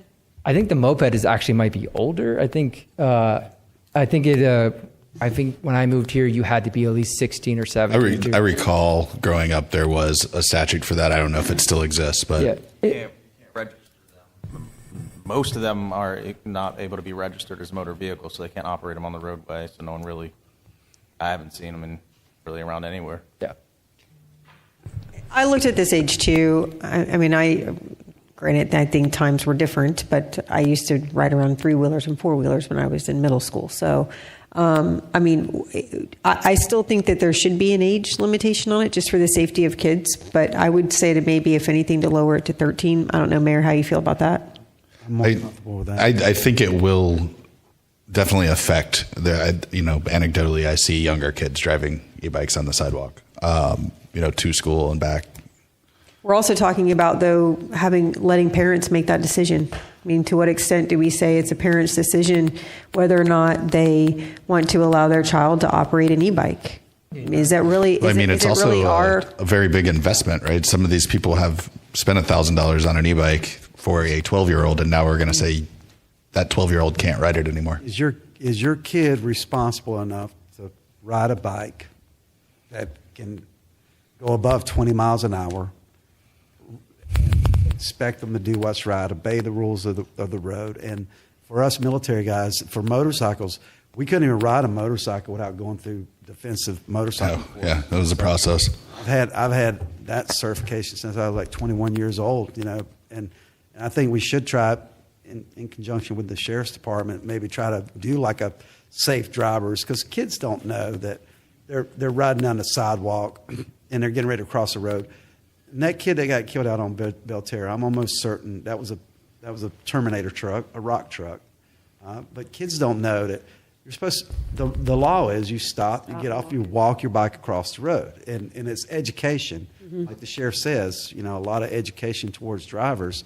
And I think we need to try to lean forward because this isn't going away. I was just thinking middle school, do we want kids coming to middle school on an e-bike. So I see middle school elementary is what age? schoolers I do too. going What's the to age school. for last You year in start middle high, school? you start high school at 11 years is sixth grade. In sixth grade now, yeah. You start high school at 13. Well, I keep it above that, but Yeah, I just have a real problem making that decision for parents, I have to tell you. I mean, I think if you are going to put an age on it, you do under 13. But at the same time, One thing I will add to the legislation that if it does get passed, it has in the writing right now that people who want to ride an e-bike, they have to take some type of test. It doesn't. I don't believe it lays out what it is. It might, but I do remember reading it when Mr. Lemaster sent it to me. It did say some type of testing or pass written requests. Yeah, I mean, that makes the most sense. If the way it's written allows for usage of the roadways, then they should demonstrate the ability to, follow traffic signals, things like that. So are we in consensus to lower the age, to put the age at 13? I think if we're going to have an age, 13 is more appropriate. I would say I'm okay with 13, provided the state doesn't come in and say. Well, that's fine. We can modify as we need to. And anecdotally, I've seen adults breaking those rules plenty too. So Yes. Yes. All right, so 13. Well, like out on Waterfront, you have a lot of bikes, e-bikes. You have a lot of courteous people. They'll say, they'll ring their bell. That should be something we should put on there too. I was going to ask that. Do we have no language? I thought I saw that for an audible signal to pass and things like that. Yeah, it is in the ordinance. I don't have it in my slides, but it says that like when they're passing, I believe pedestrians, they need to be doing that. And obviously, this is not something that the sheriff's going to be out there. The deputies are going to be out there. Oh, you didn't ring, so we're pulling you over. But the education of it and just having it part of the ordinance, I think, should help people behave in that courteous manner. Yeah, the courteous drivers out on like Waterfront, they'll say passing on the left, and they'll ring their bell, and you'll know to move over and let them pass on the left. So, I agree with that. Yeah, and that's another thing: restricting the use of AirPods when riding, or earbuds, or headphones, or any of that while riding a bike. Same thing. I don't think that should be done riding a motorcycle either, but I'm sure people do it. So. Is that something you want added? We don't have anything like that in there right now. I think that should be no use of earbuds, headphones while riding an e-bike.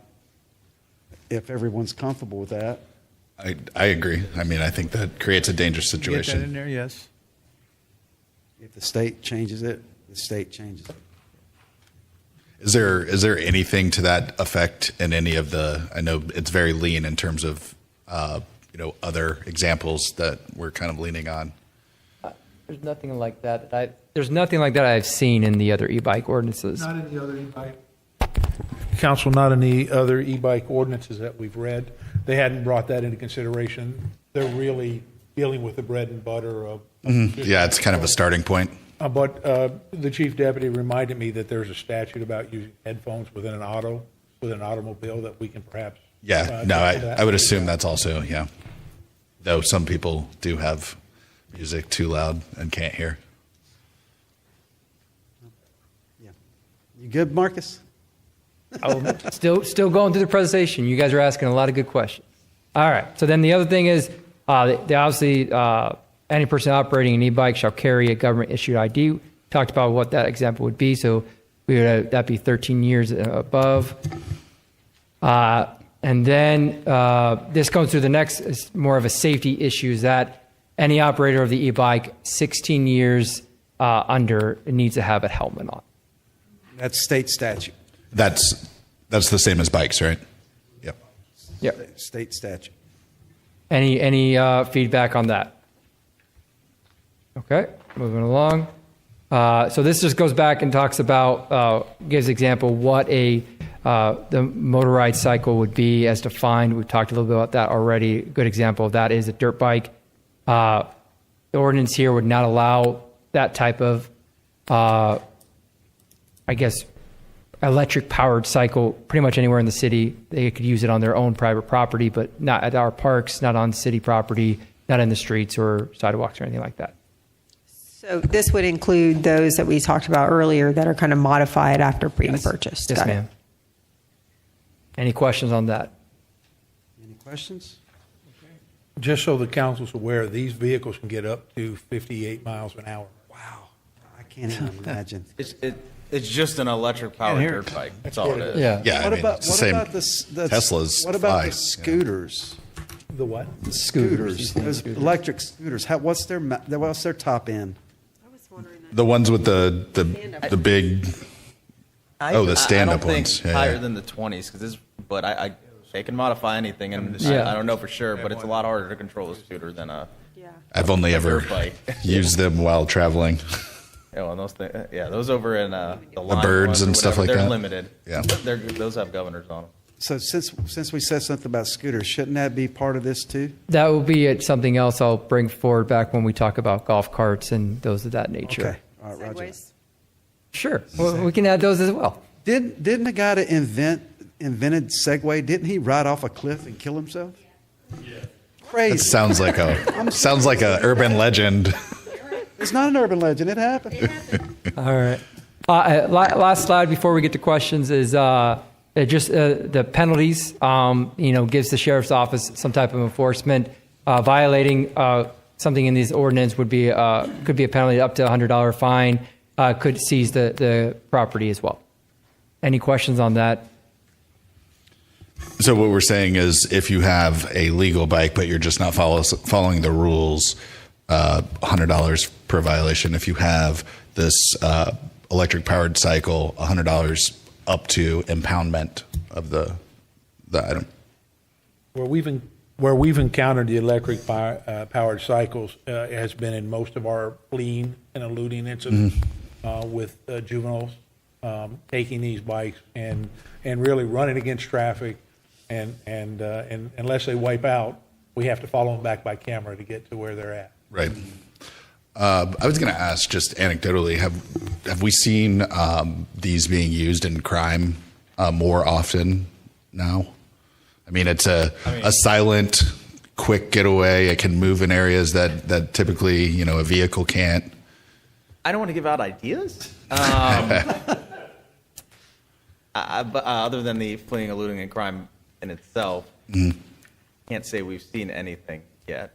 I know there was something that happened on my street, and the premise during the investigation, or the thought process, was that they had utilized an e-bike to drive to that area, and so they were looking for an e-bike on like my home security cameras and things like that.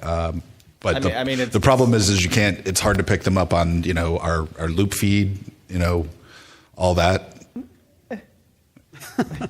If they're on the sidewalk, not in the light, I'm not going to go too much into our technology, but okay. I would like to see if we get this through and we pass this and we have something concrete that once we enact it, the sheriff's department in partnership with the schools, and I'd be all for a defensive. It really is. It's defensive driving, because you are very vulnerable on a motorcycle or a bicycle.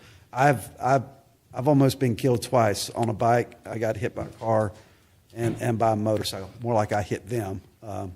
But a helmet saved my life. I wouldn't be sitting here today if I wasn't wearing my helmet. And I will not, for the rest of my life, ride a motorcycle. And I love motorcycles. I still have my endorsement, but I will not ride a motorcycle because of cell phones, because of distracted drivers. And we see too many fatalities every year in our city. I remember a few years ago on that road that comes off of Pine Lakes before it hits Belterre, that intersection where they put up the flashing lights and stuff. Motorcycles got killed right there, and I'm like, how could you get killed coming out of that intersection? Whose fault was that? So, but education is key, and I hope we can do some partnership with the sheriff's department to ensure these kids, are following the rules and understand the consequences of their actions.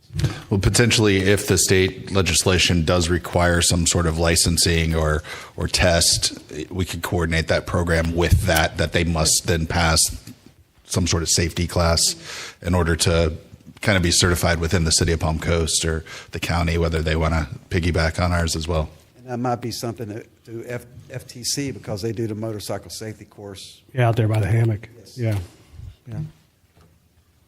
Anything else? Mr. Mayor, I just want to jump in and say thank you, gentlemen, for the work that you've done on this and bringing this draft ordinance the combined effort to bring this draft ordinance to us, and it's important for our city. It's an emerging issue from a public safety perspective, and I think we have to address it. So thank you very much.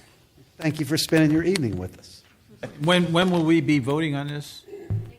Next meeting. Okay, and we may have some more changes coming for you gentlemen, so stand fast. We got any more questions from the council? First read should be next week? Yes, sir. Okay. We're going to open it up for public comment.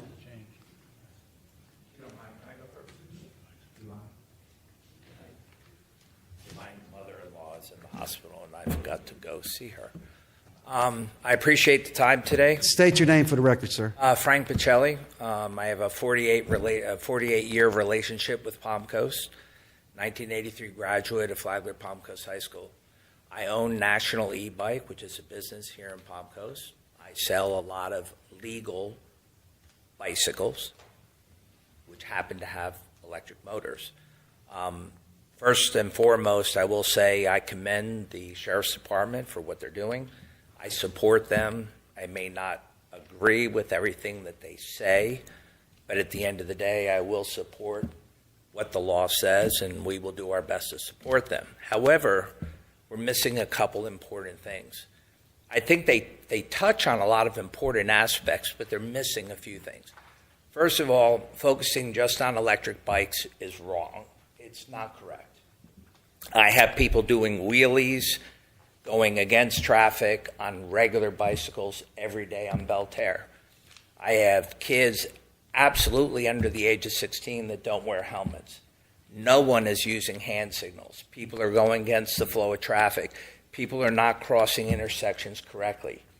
Law enforcement does not have enough resources to even enforce the laws that we have in place now that have been in place for years. It's a problem. Trying to regulate speed on an electric bike will never work. It's impossible. You can't enforce it. The manufacturers have developed these electric bikes to adhere to state code and to state statutes. They can be changed easily with manipulation of software. I don't know how in the world you could possibly enforce saying you can only go 10 miles here, you can go 15 miles here, you can go 20. Impossible. It's impossible to control it. And how do you determine the difference between a regular bicycle and an electrical bicycle? I've been on an e-bike and I've been passed by a road bike doing 28 miles an hour or more. So I think we have to be smart and say, what is the problem? Not be proactive, not reactive. To be proactive is to look at the big picture. The big picture is education. I can tell you right now, the biggest problem we have, I stopped a kid on Belterre, and he was riding a bicycle. He fell. I stopped to see if he was okay, and he was going in the wrong direction. So I talked to him for a minute after I helped him up. I'm about to run out of time. And I said, do you realize what you're doing is wrong? You're in a bike lane, but you're going in the wrong direction. And you know what he said to me? He said, I didn't know. And I said, did your parents ever tell you? He said, no. I said, did anyone tell you at school? He said, no. I said, did anyone ever teach you how to ride a bicycle or what you're supposed to do? He said, no. So what we need to do is we need to, number one, get an education program in the city. We need a real bicycle safety course, not some just going out to a road show, attending an event, doing this, doing that. We need an effective program that looks at adults, the elderly, and young people. And we need to enact it. We need to have that in place before we put anything out there as law. How can you hold someone accountable if they don't know? Your time has expired. I understand education is the key, and we will work on that. Yes, ma'am. Chantal Pröninger. A lot of interesting point. Education, yes, absolutely. And a road test, I would go for it. when I first heard about that, and 15 years old, and I thought about the parents who bought an electric bike for their kids, thinking we don't have to drive them to school anymore, they can go on their own. They invested a few $100s on that bike. So if you get the age limit to 13, what you do is you still, instead of catching the irresponsible, you rule the majority that would be responsible. So, which makes us come back to the education, and using that in a school system would be also wonderful. Under 10 miles per hour on an empty pedestrian path, really? I mean, I'm almost 70, and I have that electric scooter that can go 30 miles an hour.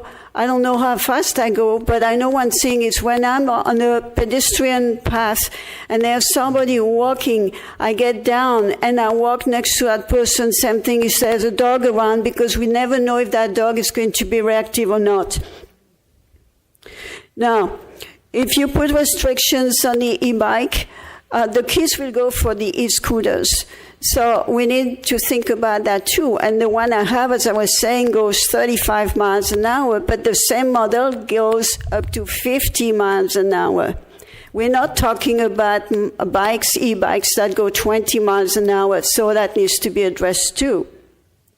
Also, something that I did not hear about is those kids who go and they drive even a regular bike, and they're sitting on their bike and driving it on their back wheel, with the front wheel up. I mean, this is irresponsible. I understand kids will be kids, and I find it's a lot of fun. But if they're being irresponsible, maybe that needs to be addressed as well. Let's see if I missed something. The airport or whatever you put in your ears to listen to music when you ride a bicycle, yes, that would be nice not to do that, but how can you enforce it anyway? Thank you, ma'am. Yes, sir? Good evening. My name is Brian Krestoff. I live in the C section on hole number 5 of the Palm Harbor Golf Course, and I have a completely different point of view, is what's been expressed here. I'm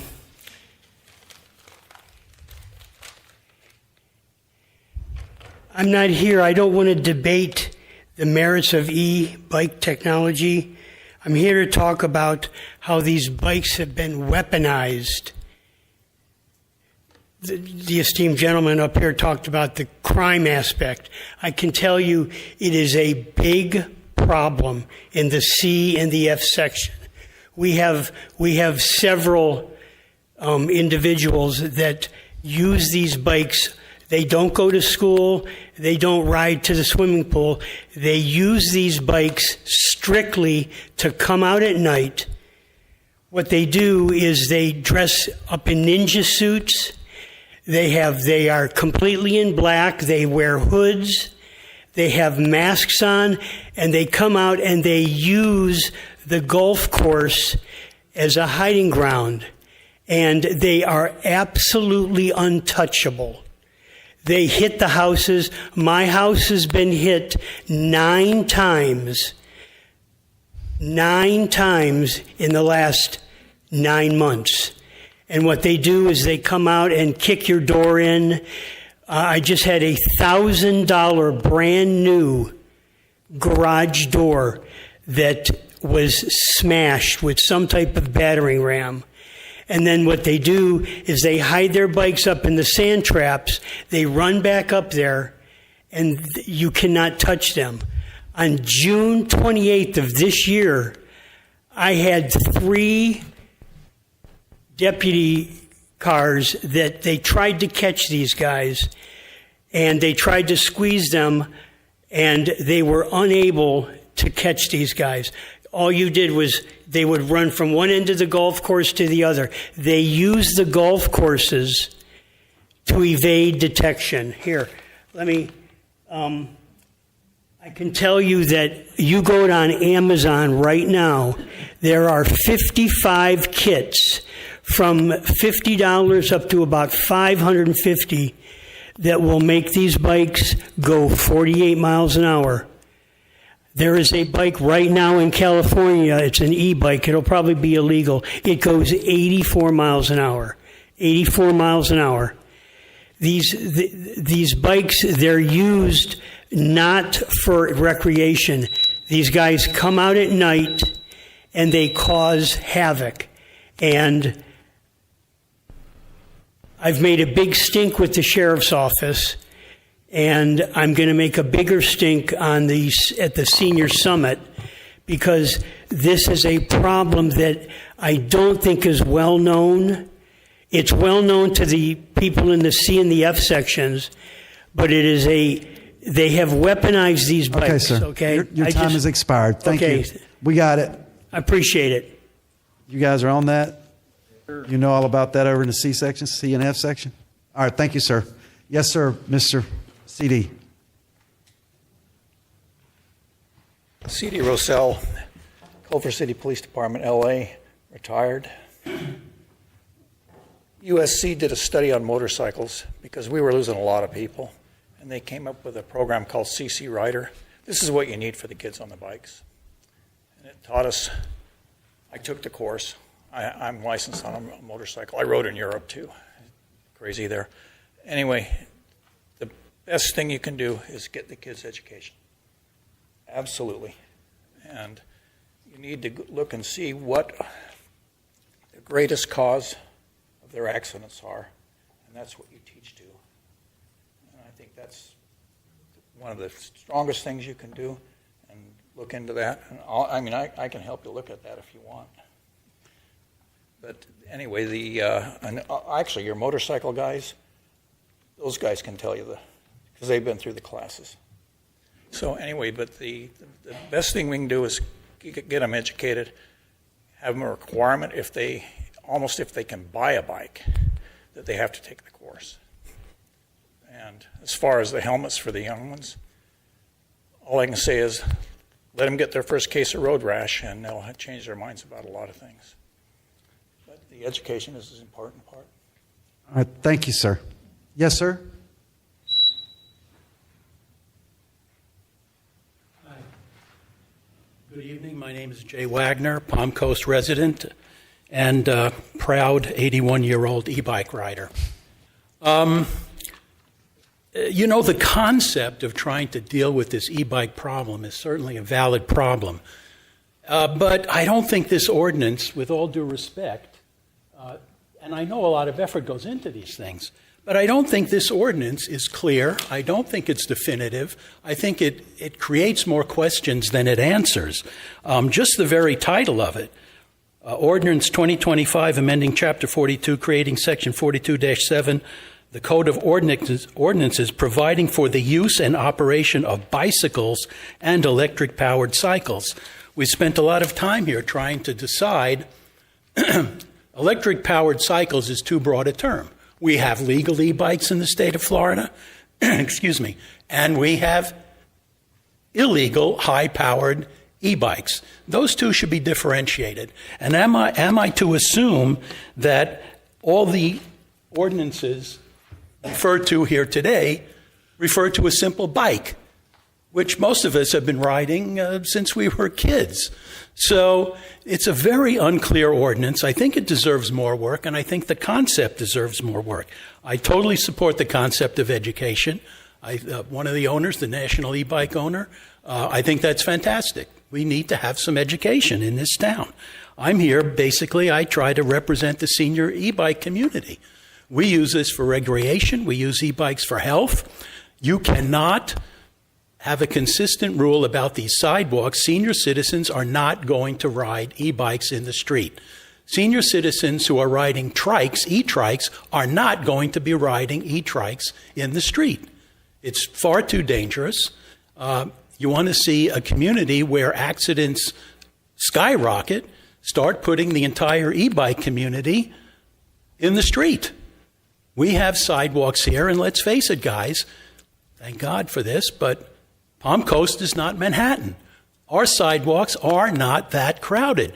Open your eyes, drive through this city, Palm Coast Parkway, Belterre, Colbert Lane, and you'll hardly see anybody walking on the sidewalks. And you'll see precious few bikers on the sidewalks also. So we're creating, in my opinion here, an issue that is far overblown. It is not unsafe for e-bikes to be on the sidewalks. It is not unsafe for pedestrians to be on the sidewalks. We have incidents with bikers. We have incidents with cars. You're not going to ever eliminate that problem. We need some ordinances. I think a speed limit is appropriate, but I think this ordinance as it stands here today, again, with all due respect, is just not clear enough to make any definitive actions on. I thank you for your time. Thank you for your efforts. Thank you, sir. Any more public comment? Yes, ma'am. Hello, Michelle Easton. My husband Gary and I own Benefit Electric Bikes. There are other bike shops that are here. We all have the general consensus that we do believe in safety. If you do not have the funds to put together, if the city does not have the funds to put together a program, I know in my bike shop, I'm willing to educate my customers. Part of my teaching and my education of riding an e-bike is I do my own education. So if it's something that we can do and become certified within the bike shops, I'm willing to do that and pass it on to the city officials that the people who purchase from me are all certified. I agree with I think that it should be 16, not 13, just based on my experience. But the bike shops in this city, we do believe in safety. Thank you. Thank you, ma'am. Yes, ma'am, Miss Henry. Are you out there riding an e-bike, Miss Henry? No. Okay. No, my doctor advised me years ago, stay off of bikes. I don't have the coordination. So anyway, what I wanted to say is I think you definitely have to add the e-scooters in with the e-bikes, because I know you said something about golf carts, but that's totally different. These kids are just, I had one fly straight across the intersection on an e-scooter, where they're standing on those scooters. And the other thing I wanted to say is, I know a lot of the problems are the parents. You say your kids need education, parents need education, because the parents are not teaching their kids. And yet they're buying them these e-bikes. So I think that, the city should consider maybe having like a license for e-bikes, especially for younger kids. I mean, not adults particularly, but $5, who cares? But then that would give the city or the sheriff to have their name, their address. It's like a license like you have for your dog, so it's for your e-bike. And I think you should really consider that adding into your ordinance, and that would maybe give them more, if they come for the license, you can give them more information, so that's my suggestion. Thank you, Miss Henry. Tony, you had something? Are you out there riding an e-bike? Not yet. Tony Amaral, Palm Coast. So I do think the ordinance needs to be more broad. I was actually at Gainesville today visiting a university with my son, and I saw skateboards that were electric, the one wheel, I think it's called just a wheelie, scooters.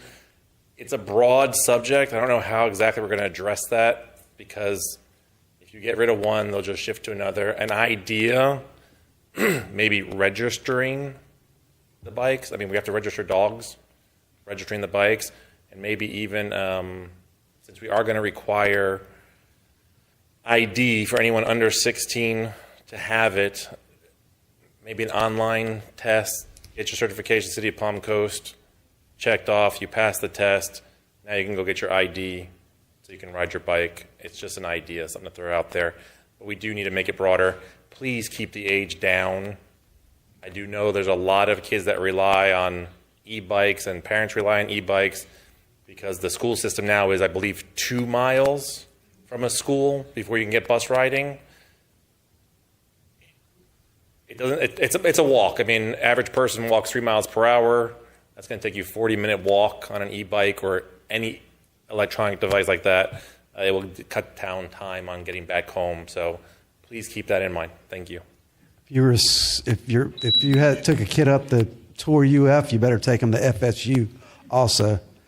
Yes, Mr. Stone. That's when they get their denial letter, Mr. Mayor. Having this problem is Daytona.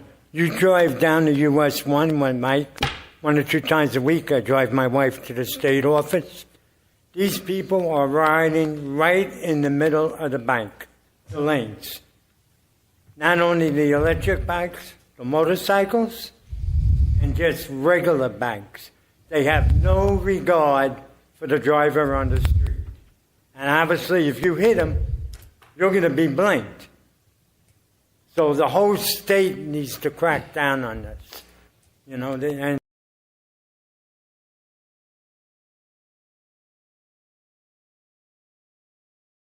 obviously in Palm Coast, we don't have enough police officers. They just can't sit on the street.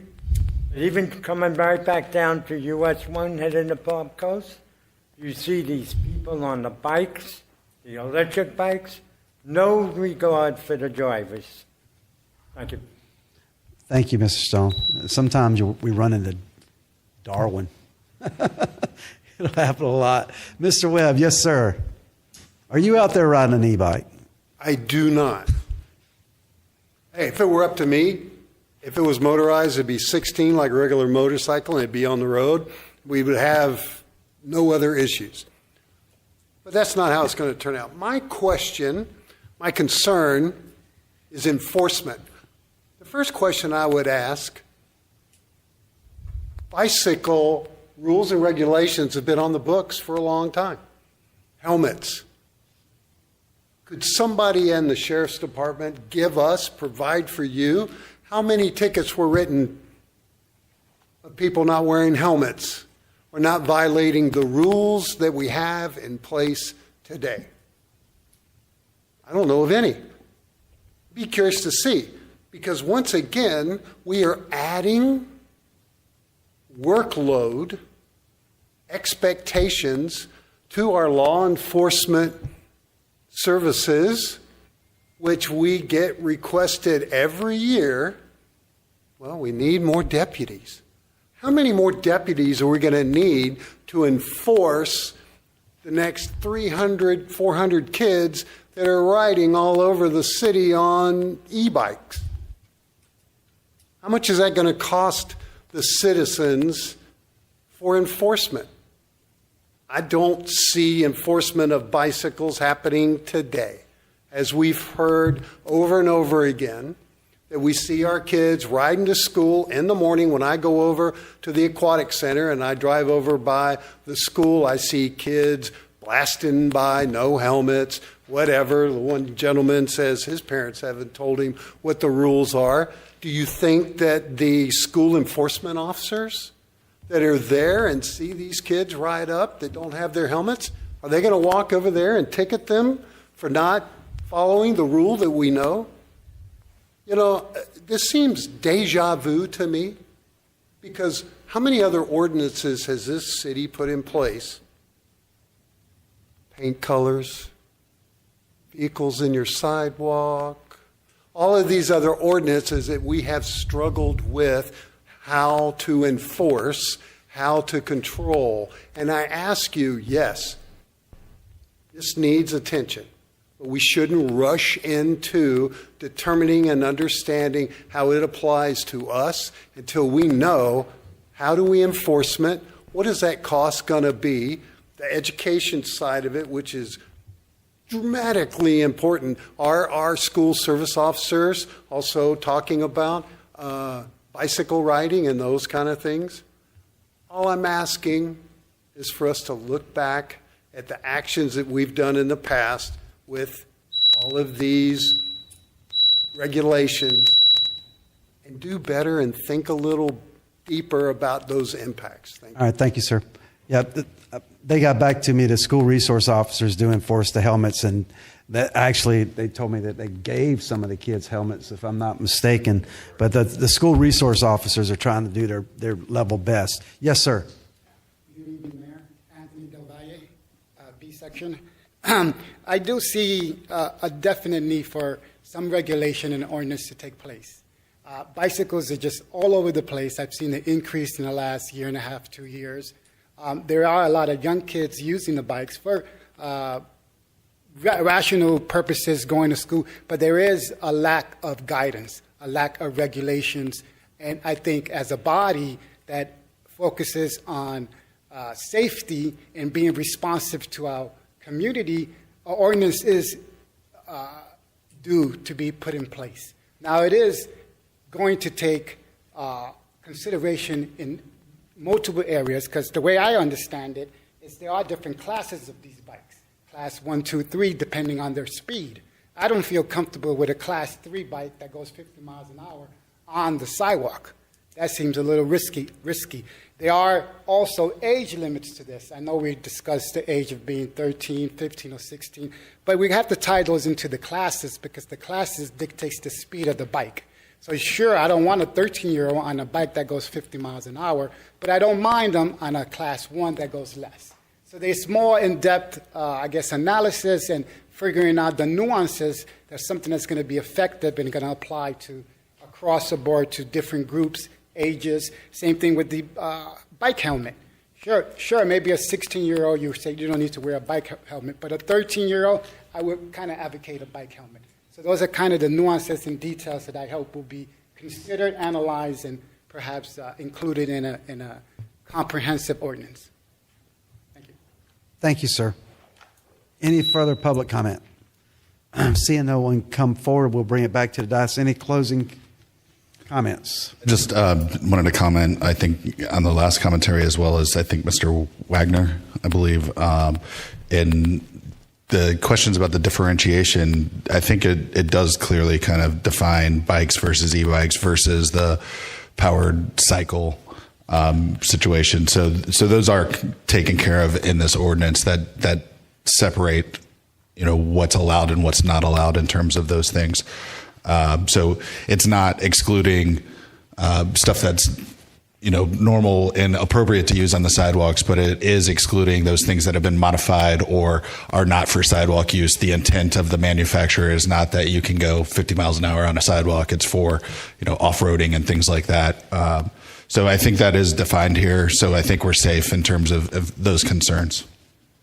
Okay, thank you, Vice Mayor. Yes. So as the ordinance reads now, to the commenter about helmets being equally applied, it does require a helmet whether it's an e-bike or a regular bike. So that's covered. It's already in the ordinance. My question is regarding the speed. We can clock a regular bike, right? The speed of a regular bike? You can, but as far as enforcement, it's going to prove to be very difficult. So can you explain that to me, why it's more difficult to enforce a regular bike speed versus an e-bike speed? Well, radar, typically a deputy's using it for even a motorcycle or a vehicle based on reflection radar. And a bicycle is smaller. It could be picking up a car next to it. It is going to be very, very, very difficult to pick up a smaller object on a sidewalk. And just sitting there running traffic all day for bicycles is going to prove to be very difficult. Okay. Signature. One of the other issues, Yeah. the woman, that we need to consider too as well.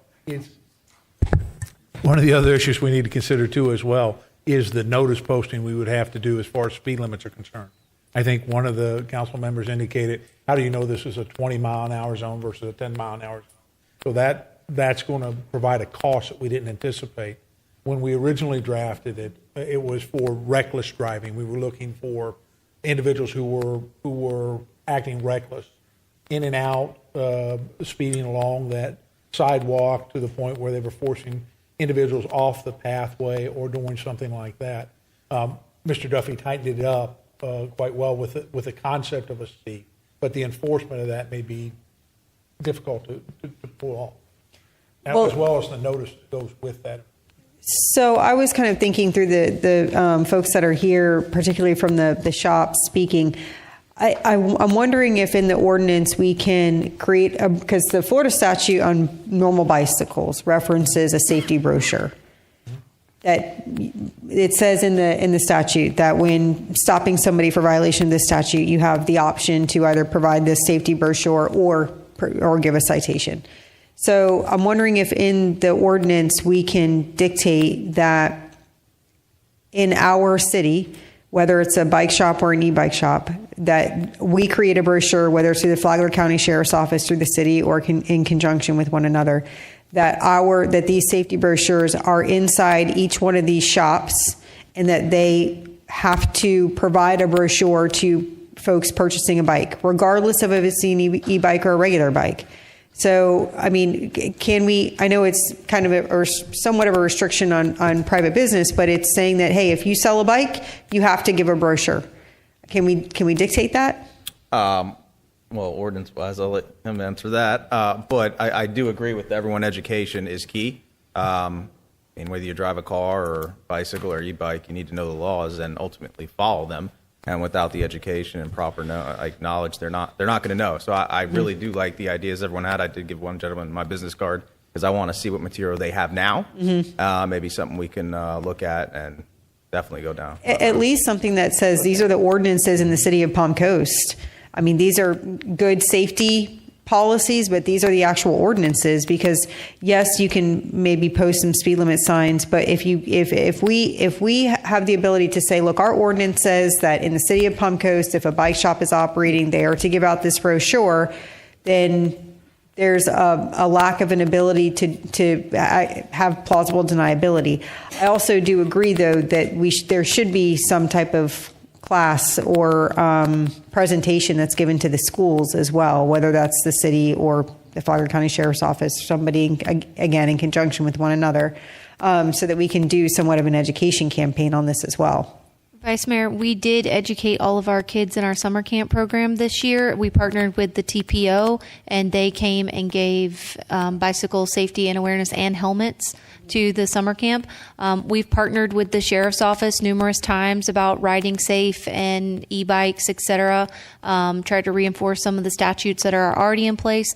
As well as Parks and Rec, during Parks and Rec Month, did a pedal in the park where we partnered with TPO as well. Same thing, bicycle helmets, safety, and that's been pretty consistent as far as the city is concerned on campaigns and education. And yeah, no, and I think the summer camp is great, and I was at Pedal in the Park. I think that was great as well, but I mean, we had less than 50 for Pedal in the Park. I mean, that's a drop in the bucket. We used to do partnered bicycle rodeos with the Sheriff's Office. They still do them, I think, with the school district, as like with the back to school jam and all kinds of stuff. So we, as far as the municipalities working, governmental agencies working together, we have tried all kinds of different things, and we still do. So it is a part of our routine to focus efforts on this. The hard thing that we would have to focus on is educating the ones who aren't voluntarily coming to these courses.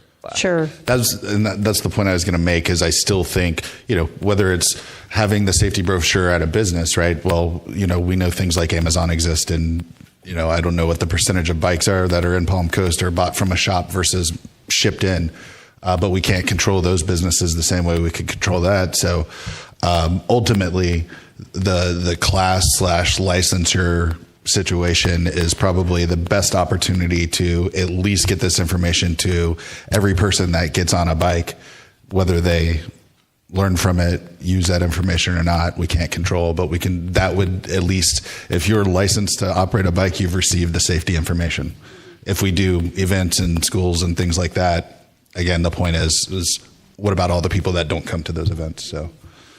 So then if that's the road we're going to go down, then we have to figure out a licensing process. What does that look like?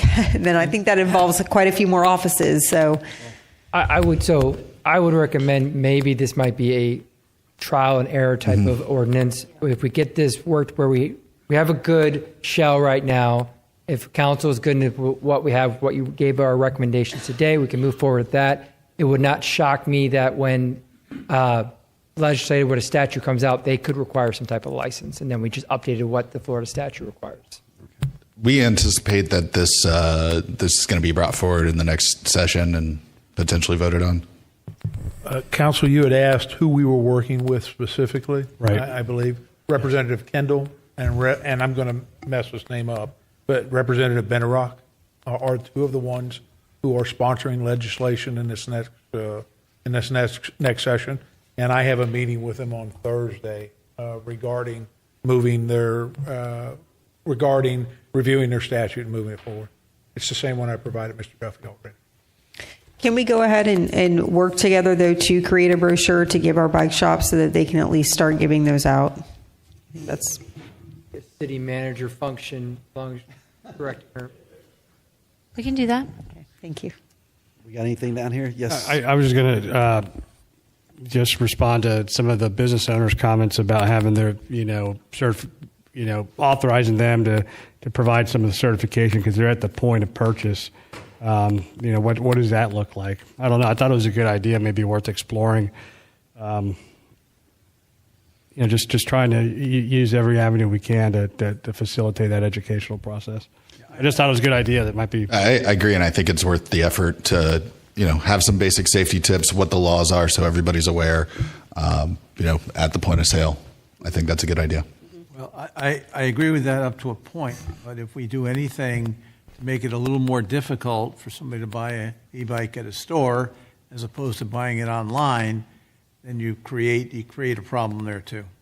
I mean, somebody that's interested in going and learning, getting information from a shop owner versus, the online world where you can purchase things and have it delivered in 2 days. I think they're the type of person that actually does engage and are willing to spend the time versus, another type of person that says, I want it here tomorrow and I don't want to talk to anybody when I make this the point of sale, Do we have any statistics on how many e-bike accidents we've had in the last fiscal year? I don't have that with me, but I can get it. Off the top of your head, do you know how many fatalities we have? We know we had at least one, right? That's just. I don't want to take a guess on that. I really want to make sure it's not a normal bicycle. If it's an actual e-bike, it's an e-dirt bike, I don't want to class it all into one. And Okay. All right. No worries. No worries. But I'm sure it's an uptick. Chief's back there. What you got, Chief? Chief's like, I can tell you something about that.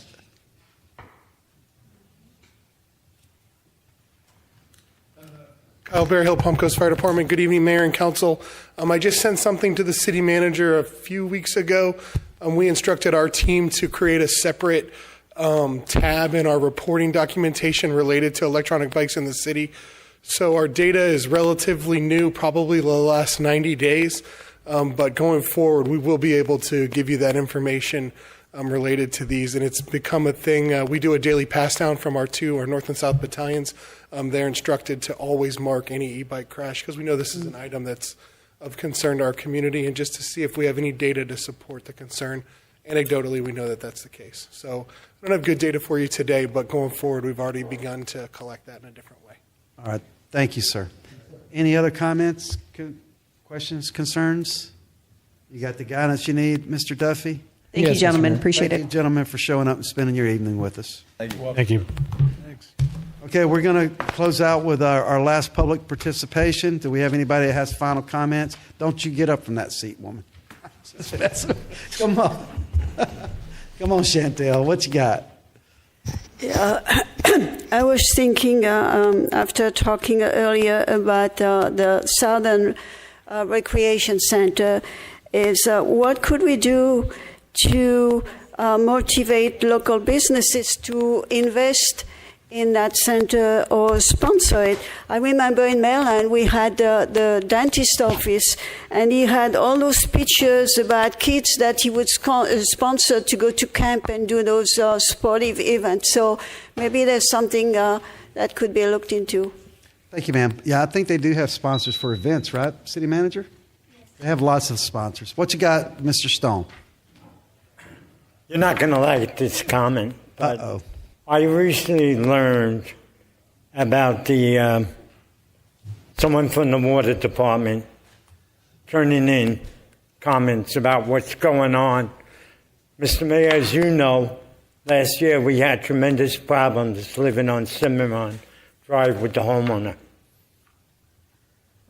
Several leaks all over the place, and over 7 years in that house, my water bill was close to $2 million.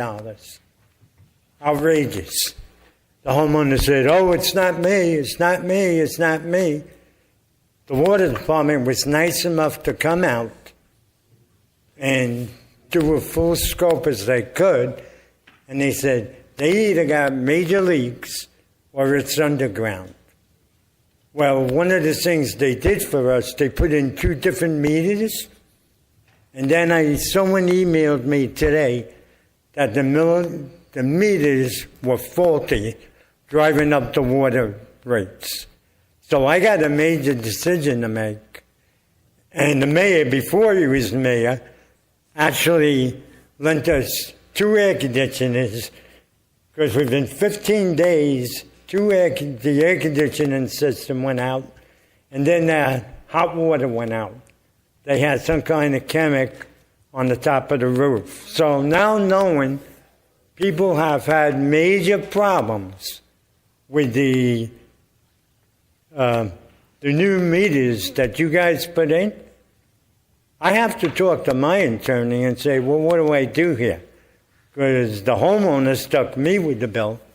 I paid the bill over the years, and the attorney I use, he knows his stuff. He comes from the Justice Department. He's a private lawyer, actually lives right in Palm Coast, and oddly enough, he also serves the Colombo family, Lamar. And in the 20 years working in Wall Street, I got questioned by the Security Exchange Commission to testify someone. I couldn't do it because he was family members. He got them to just say, okay, send your information and we'll leave you alone. So this man is excellent, but I'm really going to have to sit down and talk with him, because if you provided false meters and someone from your water department testified to this, why should I suck up that bill that I paid? Someone else has got to be held accountable. Thank you very much. Thank you, Mr. Stone. Anyone else for public comment?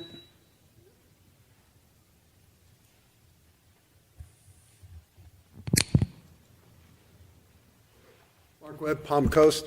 So this is just information for Councilman Gambaro.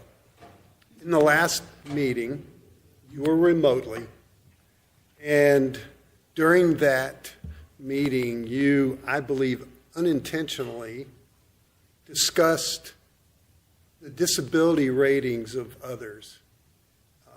I would caution you that that's a HEPA violation. I don't believe you intended to do it purposely, and I believe you were acting in defense, rightfully so, that somebody was questioning your taxes. As a disabled veteran, I earned and suffered, and I don't question any of the, any of us and the benefits we get. But during the conversation, you insinuated that there were others on the dais that also had 100% disabilities. So I would just ask that check yourself. I'm guilty of it myself sometimes because I'm a very proud veteran, and I think we all work hard and have earned and put ourselves in harm's way. And I kind of missed it. But when I got home, my wife, who is the mother of a 25-year Chief Warrant Officer Marine, blew my mind. And so I just wanted to take a moment and remind you that those kind of things may not be shared at some level. But besides that, you guys are all doing a great job. Enjoy spending. I wish last week would have been as short as this week, so thank you. Thank you, Mr. Webb. Any further public comment? Seeing no one come forward, I'll bring it back to the dais. City Manager, Mr. Stone did call me today, and he was talking about people, some chatter on social media about people saying their meters are faulty, and it may be just because, the increases that are happening. But if it's happening, I'd like to put a stop to it. If somebody could look, I don't know if Brittany could check out social media, think specifically Nextdoor, but reach out to those people that are having issues. If it's a faulty meter, let's get it fixed. And for the general public, if you think there's something wrong with your meter, if you had a meter replaced recently or you think something's wrong, contact the city, put in a work order, have somebody come out and check it. And as always, you got to be checking for leaks because our rates are not cheap in this city as far as water is concerned. I was directing that at you, but pretty much a general comment. But Yes, Mayor. Mr. Brian Roche, our utility director, is aware, and if residents do put in work orders, we are working through that. okay, thank you. That was it for public discussion. Matters not on the agenda. City council members, anybody got anything? Yeah, Mr. Mayor. What you got? I agree with that as well because anecdotally I see people saying my water bill went up 100% and our raise was not anywhere near 100. It was an 8% raise, right? So shouldn't be seeing something to that effect. So if there is something like that happening, It's unusual. Yeah. we need to check for leaks. We need to find out what the problem is because there's obviously a problem there. I also wanted to thank Public Works this morning. There was a issue at first. I thought it was a tornado.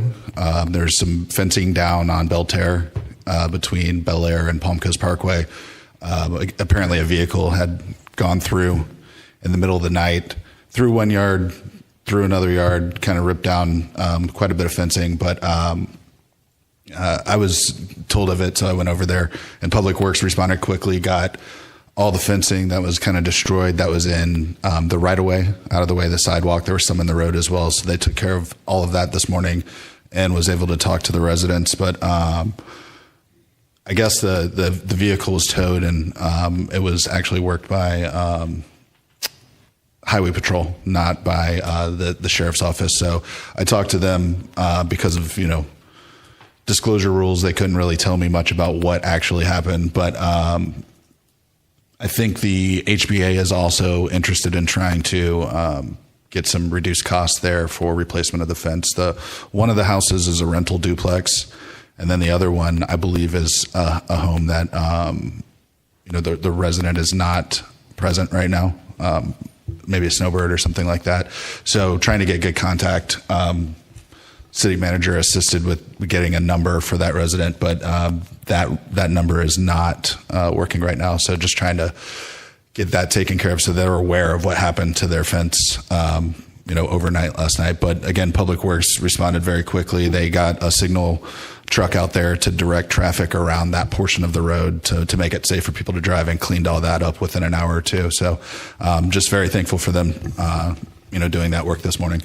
The other thing, the elephant in the room, the Florida Gators had a rough weekend. I was there, did not enjoy it. Had me looking forward to the upcoming basketball season.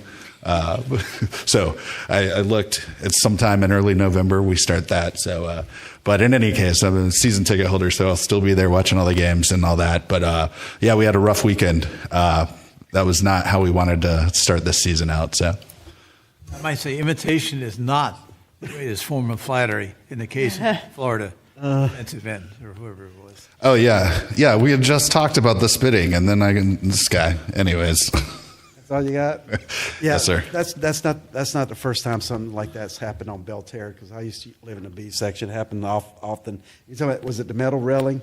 No, it's past there. It's past the where the fountain is on. I think it's Bradmore, Braddock and Bradmore. Mm-hmm. Kind of that small little loop section there. It's one of those houses that backs up directly to Belterre. There was a wood fence and then a vinyl fence that was basically completely demolished. No drinking and driving. You got anything, Councilman? I do. Yeah, I've got a few things, Mr. Mayor. Thank you. I just wanted to thank the entire team for putting together a great topping off ceremony last Wednesday. It was a great event. It was a great show of unity for a fire station that's going to have great enhanced capabilities, right, Chief? And then I had the opportunity to go by the new fire station 26 today, and that's coming along great. The roof is up, and it's looking really, really good. I attended the Northeast Florida Regional Council meeting last Thursday, and the board approved our request for the economic plan assessment. So it was good to see that done. A couple flooding concerns. City manager, they just late. This happened just before I came here. Some of the business owners on Hargrove Grade were complaining that the water was covering the entrance of the main road going in there. And then Cypress Point Parkway, I guess yesterday we got pretty bad, close to where the car wash is there, the Mr. Car Wash. I just want to make sure you were tracking it and see if there's things we could do to resolve it. And then just looking forward to as many of you as possible joining us tomorrow night to look at the lights at Ralph Carter Park and just kind of have a conversation about, the way forward on, addressing that light pollution and really, how we can get a win-win for our residents, not just in the R section, but also for our sports leagues. So thank you. Thank you, sir. Just quickly, you remind me, Hargrove Grade, we still were going to do that traffic analysis for the amount of traffic in and out of Hargrove. Remember, we agreed to do that. Yeah, we did. We gave that direction. But the item failed. It did not move forward. That was separate. So I do recall us asking for that anyways, because I think, in my mind anyways, we were anticipating another concrete, but I think that was pulled from PLDRB. Right? Yeah. That wasn't the reason. The reason was for any future businesses going in there to have that data ahead of time. Yeah, that direction was given separately from the actual agenda item. I do recall that. City manager looks like she's got it. Hargrove had, I noticed some water backing up there the other day too, because we run that road a lot. So if we can get some people out there. Cypress has been an issue. Those drains, remember, city manager, that's the There's call. a catch basin there. Danny went out there and cleared it out. They clog up all the time. But that was it for you, right? Okay. I have a few, sorry. Sorry, you skipped me. That's okay. Saved you for last. Okay, so a couple things. I first want to congratulate Master Detective Catherine Gordon. She was named Officer of the Year by Crime Stoppers of Northeast Florida, so quite an award. She should definitely be commended for that. I also want to congratulate our Green Roof Inn. They've been selected for the National Innovation Award. They continue to do really good things over there at the jail, so congratulations to our Flagler County Sheriff's Office and also Chief Eckert, who is in charge of the jail over there. I will not be going to Ralph Carter Park tomorrow. Councilman Gambaro, I understand this is a concern of yours. Quite frankly, I don't want to give oxygen to the issue. I'm just being very candid with you. We have a lot of kids that play at that park. It's keeping them out of trouble. It's keeping them in organized sports. I quite candidly, I have been out there numerous times. When I first got on this council, I went out there after we put the visors, and I pushed for the visors on the lights to try to help the issue. After we put the visors on the lights, I went out there. I have continuous conversations with the leagues out there to make sure they're turning off the lights as soon as they're done. So I have advocated for our residents out there that have had these light issues, but it's my position that nothing further should be done at this time. So I will not be there tomorrow night, but I'm happy to have a conversation with you all, obviously, from this dais afterwards. Last thing is, obviously, Thursday is 9/11. I hope to see our community members out at some of our events to honor the heroes from that day, to remember those lost, to pray for them and their families. And I just want to thank everybody in advance for putting on those events, and for everybody in the community that is doing private events to honor and remember that day. And the sacrifices that were made and that are continuing to be made by our first responders. I want to thank our community in advance for what you all do, and I look forward to seeing a lot of our community members out as we remember and pray for those lost. Thank you. That's it. That was short and sweet. Yeah. You got an alibi? I just wanted to say that because the Vice Mayor had mentioned, working with the sports leagues, I have seen Jay on social media calling people out for parking incorrectly, telling them they need to move it to the correct locations and things like that. So it was good to see that they're out there proactively kind of enforcing the rules that we said, hey, if you're going to do this, you have to abide by these rules. That's what a good partner does. Thank you, sir. Councilman Sullivan, you didn't have anything? Okay, we have the special business meeting tomorrow at 5:15 for the tentative millage and rate and budget resolution. That's all I have. City Manager? Yes. I'm sorry. City Attorney? Nothing for me, sir. Thank you. City Manager? Thank you. City Council, you basically covered my items. The budget hearing is tomorrow at 5:15 p.m., the 9/11 ceremony, and then Ralph Carter Park lights. Fields are closed. They're most likely going to be closed again tomorrow due to the rain. So we would just be meeting James out there to turn on the lights, so there won't be any playability out there. Just wanted to say... And if it is raining like it's raining right now, do you want to be out there? Oh, let's adjust to a time where, we can still have this discussion. Yes. I mean, the forecast tomorrow is what? Rain. Tons of rain. Yeah, it's bad. And anything else, City Manager? No, sir. Okay. I really want our stormwater. I know they've been responding. There's been a few emergencies where they had to go out and pump out, but they need to be out there making those assessments and trying to correct and figure out what we need to do to fix the problems. One of the specific ones is Hargrove, because if that water was backed up the other day when I came home from Tallahassee, nobody's going to say anything about Tallahassee. It probably needs to be dealt with. So. Let's make sure that people out, Lynn and her team's out there making assessments and clearing those drains and doing what we need to do to keep people's houses from flooding. Okay, so if it's raining at the conclusion of the budget hearing, you want to reschedule the lights? That'd be a good time to discuss it. Yes, I mean, if it is. Okay. But I still think we should go out there and meet and go through this exercise.